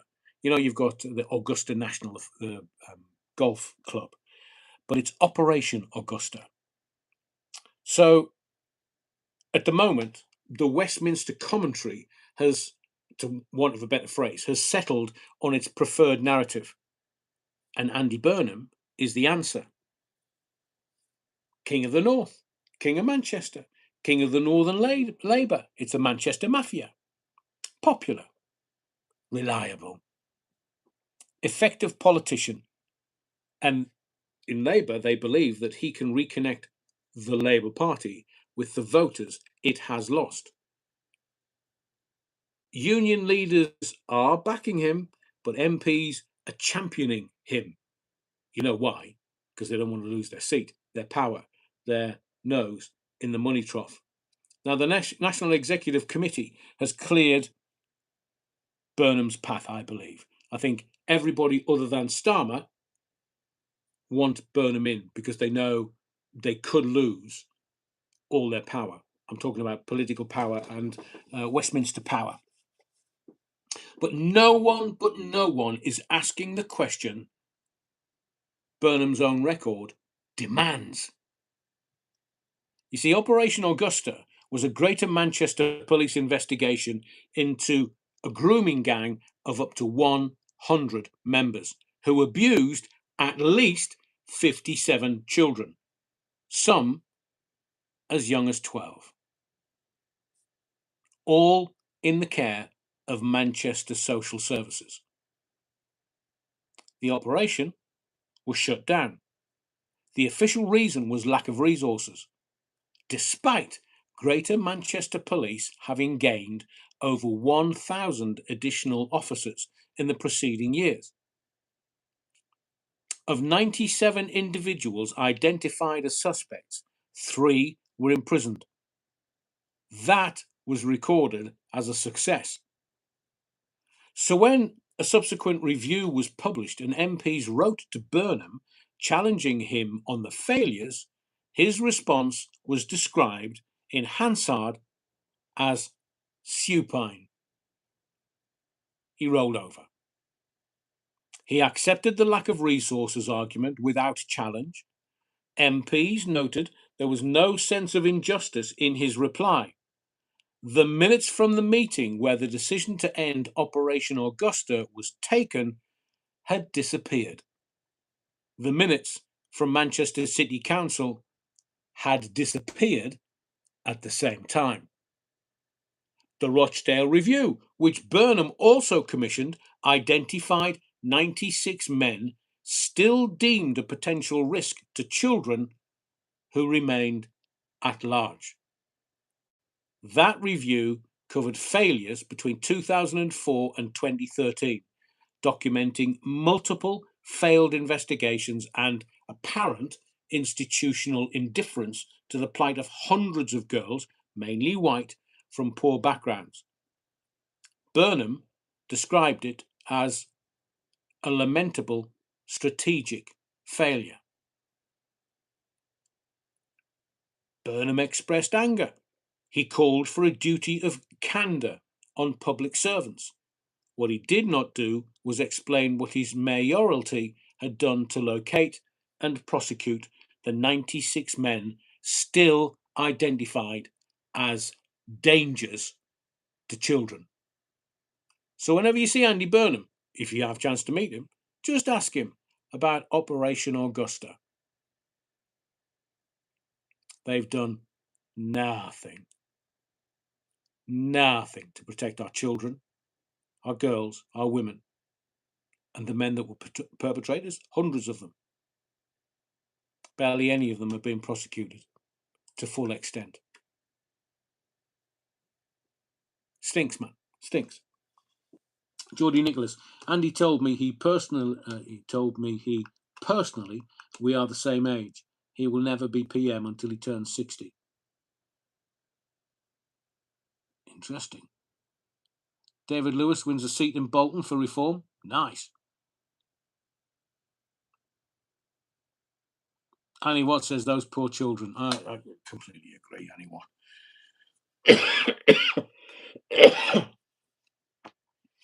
But we're never. But there's only Rupert Lowe. That's what I was trying to say a little earlier. That as the reform steamrollers into power, and it looks like Labour's finished. Looks like the Conservatives, even with Kemi not good enough, not being too bad recently, she's had to pull all the stops out. Yeah, exactly, Gribbo. Let's all laugh at Labour. Let's all laugh harder at Starmer. Sorry, I didn't mean to put the word harder and Starmer in the same sentence. New number of council seats at 1:35 a.m. Thank you, Hayden. Reform 37, Labour 6. Liberal Democrats, I think 5, Greens 4, Conservatives 2, Independents 2.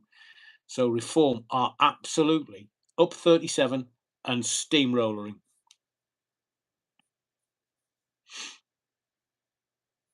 Wow. Bad Wolf Project. Ask Andy Burnham about spaffing 8 million quid on clean air signs before you turn in, I think that was. Reform up to 40 now. Thank you, Sandra. And thank you, Hayden. Thank you for keeping us informed as we go along.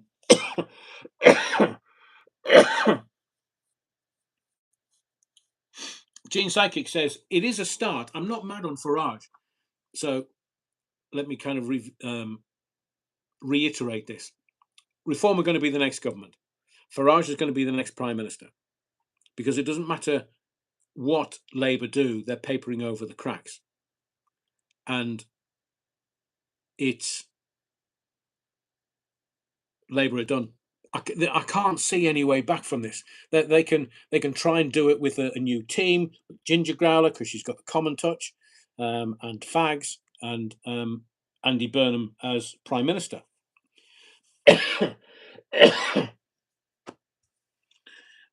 But you know, when we had the Iraq-Iran war, or no, what was it called? The Iraq war. And as the Iraqis were leaving, they were sabotaging all the oil wells because the Iraqis knew that all the Americans wanted was the Kurdish oil fields in the north of Iraq. For me, this is just my personal opinion. Starmer appears to have the character of a man that would take the Labour Party to the country to stop Andy Burnham becoming Prime Minister, so that Farage would get in to be as Prime Minister before Andy Burnham had any chance. I'm telling you, Starmer would sabotage the Labour governance of this country. Look at what he's with the Mandy Mandelson and McSweeney debacle. He just sees that as the cut and thrust of politics, because he seems to think that he knows more about politics and the processes of politics than anybody else in the House. That may be so, but he doesn't have the integrity. Rupert Lowe has that by the shed load. So I think that Reform will get into power. Farage will be the Prime Minister. The minute he touches the NHS and tries to make it insurance only access to the NHS, it doesn't matter how he wraps it and what he wraps it in.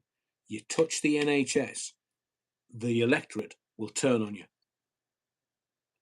So this is where Rupert Lowe's playing an impeccable game, because he's doing the rape gang inquiry. That's still ongoing. He's doing the things that are made with integrity and showing how politics can be operated within integrity. So, dog update, he has now moved between 4 pillows and now spread across the width of the bed. So it looks like I'm pulling an all-nighter. Either that or sleeping on the floor. He knows who's in charge. Hang on. I think she might be interested in what we're talking about, so the snoring stopped.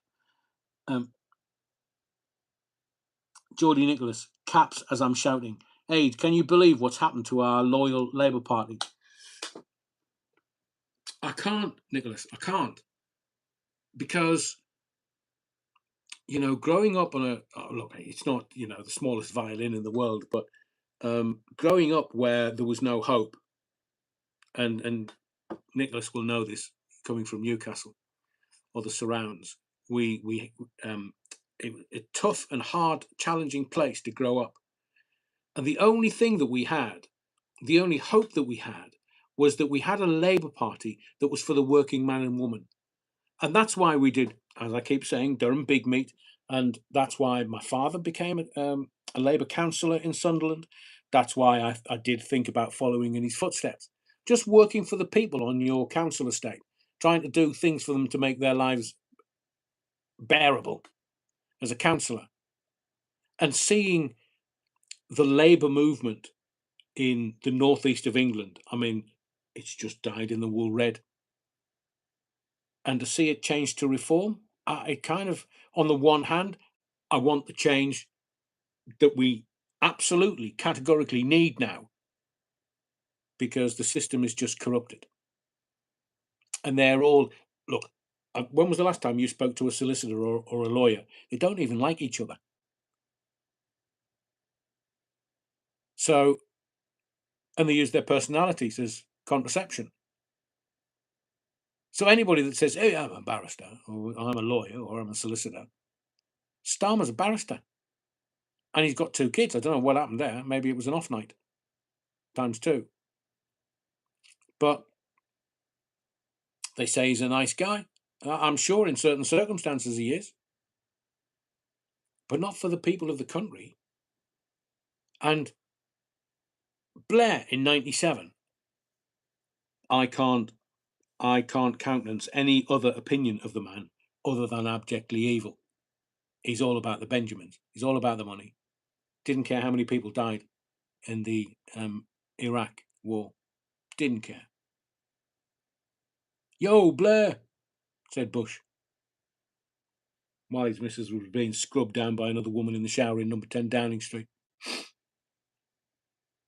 They can do whatever they want.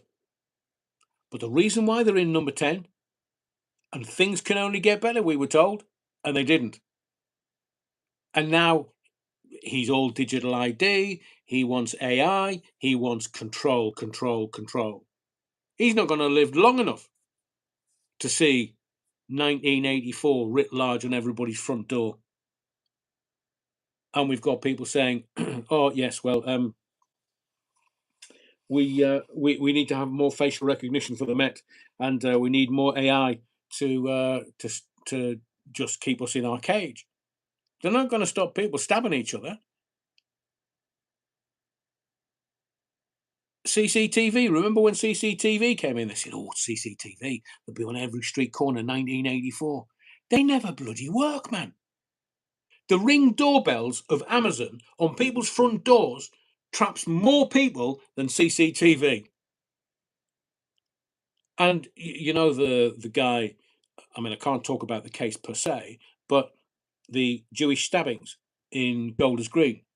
Some of the footage was taken off people's front doorbells, Ring doorbells. Fabians created Labour. Willow the Cat, I'm so glad that you mentioned the Fabians, because we haven't tonight so far. But I think the Fabians and the Socialists and the Blairs and the Browns and the Starmers, who think they're ever so clever, the one thing that they forget, and I've said this a lot, the working man is a greedy man, and or woman. They want 3 holidays a year, 4 cars at the door. The mum wants. I'll get to that in. All right, okay, I thought it was another result coming in. They want a life of opulence, but they know the cost of everything, but the value of nothing. So if you look at it, my car's worth this, my house is worth this, we go on 3 holidays a year, my children are doing this, and they've got iPads and iPhones and this, that, and the other. They know the cost of absolutely everything, because they're busting their nuts to try and buy baubles, sparkly things. But they don't understand the value of spending time with children. Some will, of course. But parenting nowadays, it's just stick them in front of the telly, give them an iPad. I've got stuff to do. I've got to go and get me Botox. I've got to get me fillers and me injections, and I've got to do this and I've got to do that. To look like what? A fucking guppy fish on some. It's a northeastern word. You can lick their lips and clag them onto a window, and they'll be stuck there all night. I mean, the human condition, it's incredible. And these egocentric sociopaths are doing all kinds of terrible things to their face in the name of extending their youth. What? Look, I'm not vainglorious. There's nothing I can do with it. It's face for radio. But I don't give a flying what people think about my face. I can't do anything about it. At least I'm not 50-faced. But people, it was... Now, I'm not projecting anything, but, I wish my dad had been able to spend some more time with me rather than spunking all of his money in the nearest pub. Maybe I would have turned out a different guy, but I turned out the man I was meant to turn out as. And you're looking at him. And this cost of everything and value of nothing is a real missing in today's society. Because everybody just follows, and social media just shouts. The noise coming out of social media at the moment. People are shouting before, but they're shouting more to try and get over the noise that everybody else is making. And like tonight, I've got another 10 minutes. I'll finish at 2:00, see what we get in. Jane Psychic, wonderful. I'm 64, gracefully, 100% all real. Good on you, Jane. Good on you. Because if you look at how AI is going to be introduced, we're already addicted to it. So now they've got us. We're just using AI more as a Google search. But people now are lost. And the kids, the amount of anxiety and depression. I also understand and respect fully that our children 6 years ago, however old they were, when they couldn't go to school and meet with their pals and just have the regularity of a routine because they were stuck at home. The amount of mental health damage that's done to our children, I believe, is incalculable. And now they're on meds because they're anxious, when it's such a shame that parents didn't have the time. But they were dealing with their own stuff over the last 6 years because it's not been easy for anyone.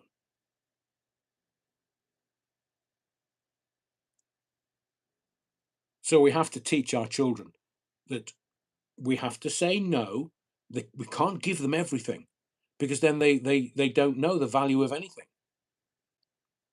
They need strong boundaries. Of course, kids are going to test them and they're going to push from like 18 months onwards. That's their job.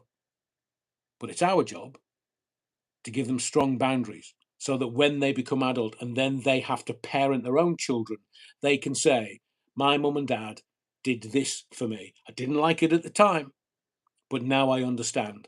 And they get context from parenting their own children in either a similar way to their own parents or an understanding way of what their parents tried to do, and they didn't want that. But the one thing you can't do, that's why the kids are anxiety riven.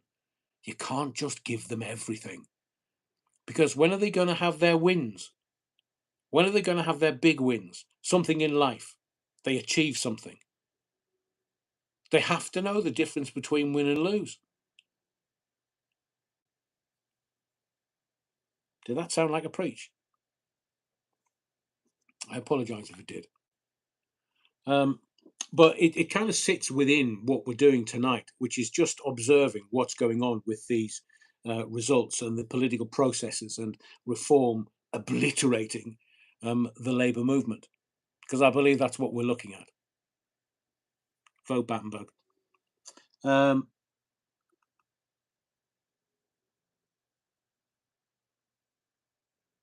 Andrew James says to the Bad Wolf Project, I dread walking past the Sky Shop booths in shopping centres. My Nokia Android is perfect for me. I don't watch TV or sport. I've seen chavvy types buying Sky and everything else. Do you know why the northeast of England is the way that it is? And why companies launch products in the Northeast is because people in the Northeast, it used to be known, widely known, from when I got into the media in the 80s, that the people in the Northeast, Newcastle, Sunderland, Teesside, Middlesbrough, Hartlepool, they might not have much, but they'll buy their bairns stuff. So they have a load of disposable income. So when so the food companies, a bit like was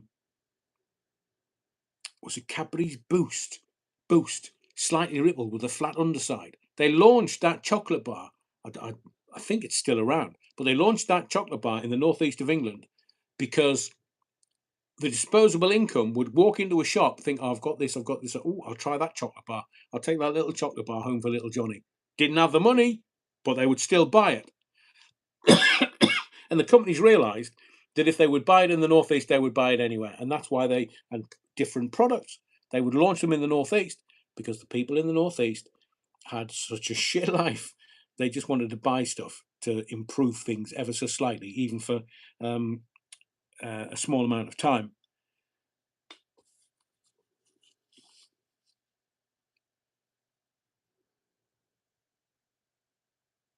Geordie Nicholas, tell your AI it's called Mike and ask it to answer in a loud, rough Teesside accent. You're joking me, man. I'll have a go.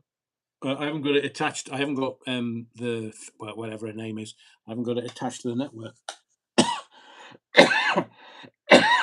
Wow. David Graham, thank you. Right, it's getting late, and also Reform have now got 56 seats at the moment. Anyway, night, folks. Night, David. Thank you for being in the body of the Kirk this evening. AL says, life was better and simpler when mothers stayed at home with the kids. Parents struggle to survive with two incomes now, so long gone are the days when mothers stay at home with the kids. I can categorically tell you that it was the Rothschilds that they worked out. I mean, this is back in the 40s and 50s after the Second World War, that there was only one income. And back in the day, we're only talking 60 years ago, one income put your car at the door, your house, your mortgage, all your food, all your holidays, one income. And then the Rothschilds worked out that there was half of the population not paying taxes. The women. Because the women were at home looking after the kids while the old boy went out and worked and brought the coin home to give to the missus. And they would have not a comfortable life, but comparative to where we are now, they're knocking their pipes out just to stand still. As I say, they know the cost of everything, the value of nothing. The kids are anxious on medications for life now. But 60 years ago, people may say, oh yeah, you're looking back through rose-tinted glasses. But how can two incomes better the quality of life that people had 60 years ago? Shit furniture, wood chip wallpaper, and crap carpets. But were we happy? Maybe that's another conversation for another night. I want to say thank you to everyone that's stayed with the body of the Kirk tonight and live 320. I do appreciate it. And thank you to all those folks that have supported financially. I really appreciate that. But mostly I appreciate the fact that we as adults can get together and have conversations around what is challenging us in life, the universe, and everything. So whether it's the Donald and Iran and Saudi Arabia banging their heads together, going, right, pack it in, enough is enough. Whether it's Starmer, they can't sack him. He knows that. But the Labour Party are looking at decimation and ruination. And they know that this translated into a general election would be catastrophic for the movement, for the socialist movement. It would never recover from it. So they're going to put other things in place. My prediction is that Reform will have a heyday over the next 48 hours. And Farage will become Prime Minister, but I'm not sure he'll stay. I think Rupert Lowe has the kahunas to be a really good prime minister, not for the political classes, but for the man and woman, the working man and woman in this country. It doesn't matter whether it's left or right, whether it's, I don't know, Tory or Labour, whether it's the Uniparty. Politics is changing tonight. And it's changing, in my view, for the better. Because change, in whatever form it comes, is better than what we're experiencing right now. This lot need to be gone. They've had a go. They were fools. They were inept. And they were corrupt. And that goes for the Tories. Let's give some parties newness, invigorate, and lead, not manage. The man and woman, the working man and woman, is desperate for this to happen, because we can't continue the way we are being managed currently. It can't continue. So I look forward to a bright new day. Maybe I'm some tree-hugging hippie type that's looking for some kind of political utopia. Don't think that is ever going to happen. But what we've experienced over the last 2 years, disgusting. We're not China, and the World Economic Forum can go and shove it up its arse. We are Great Britons. And if you want to come for a fight, bring it, and all your mates, because we never lose. And as the political classes, the parasitical classes are finding out tonight, now they're not going to find out on the doorstep what we're going to do. We're the silent assassins. We are all ninjas.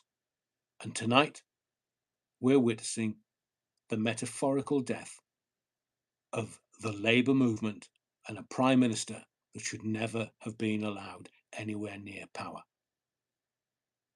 My name's Adrian Allen. Thank you for your likes, your subscriptions, but most of all, your indulgence. I hope you've enjoyed, in whatever guise or manner, tonight's live. 4 hours, bloody hell. Give yourself some respite in the morning. I hope you don't have to get up early. And the next live is Sunday night, 7:15, Parish Notes, 7:30 for the live. And I've really enjoyed doing tonight. Really, really enjoyed it. And thank you to everyone that's taken part and been my eyes and ears and enabled me to pass the information on to everybody else. Hayden and Sandra and everyone that's been in the body of the Kirk. Too many to name, but I just want to say thank you. So I'm going to go to bed, and I'll see you Sunday. I've got plans for some other videos if I get chance tomorrow and Saturday. But wherever you go, whatever you do, just watch these results and realize the people have spoken. It's our revolution.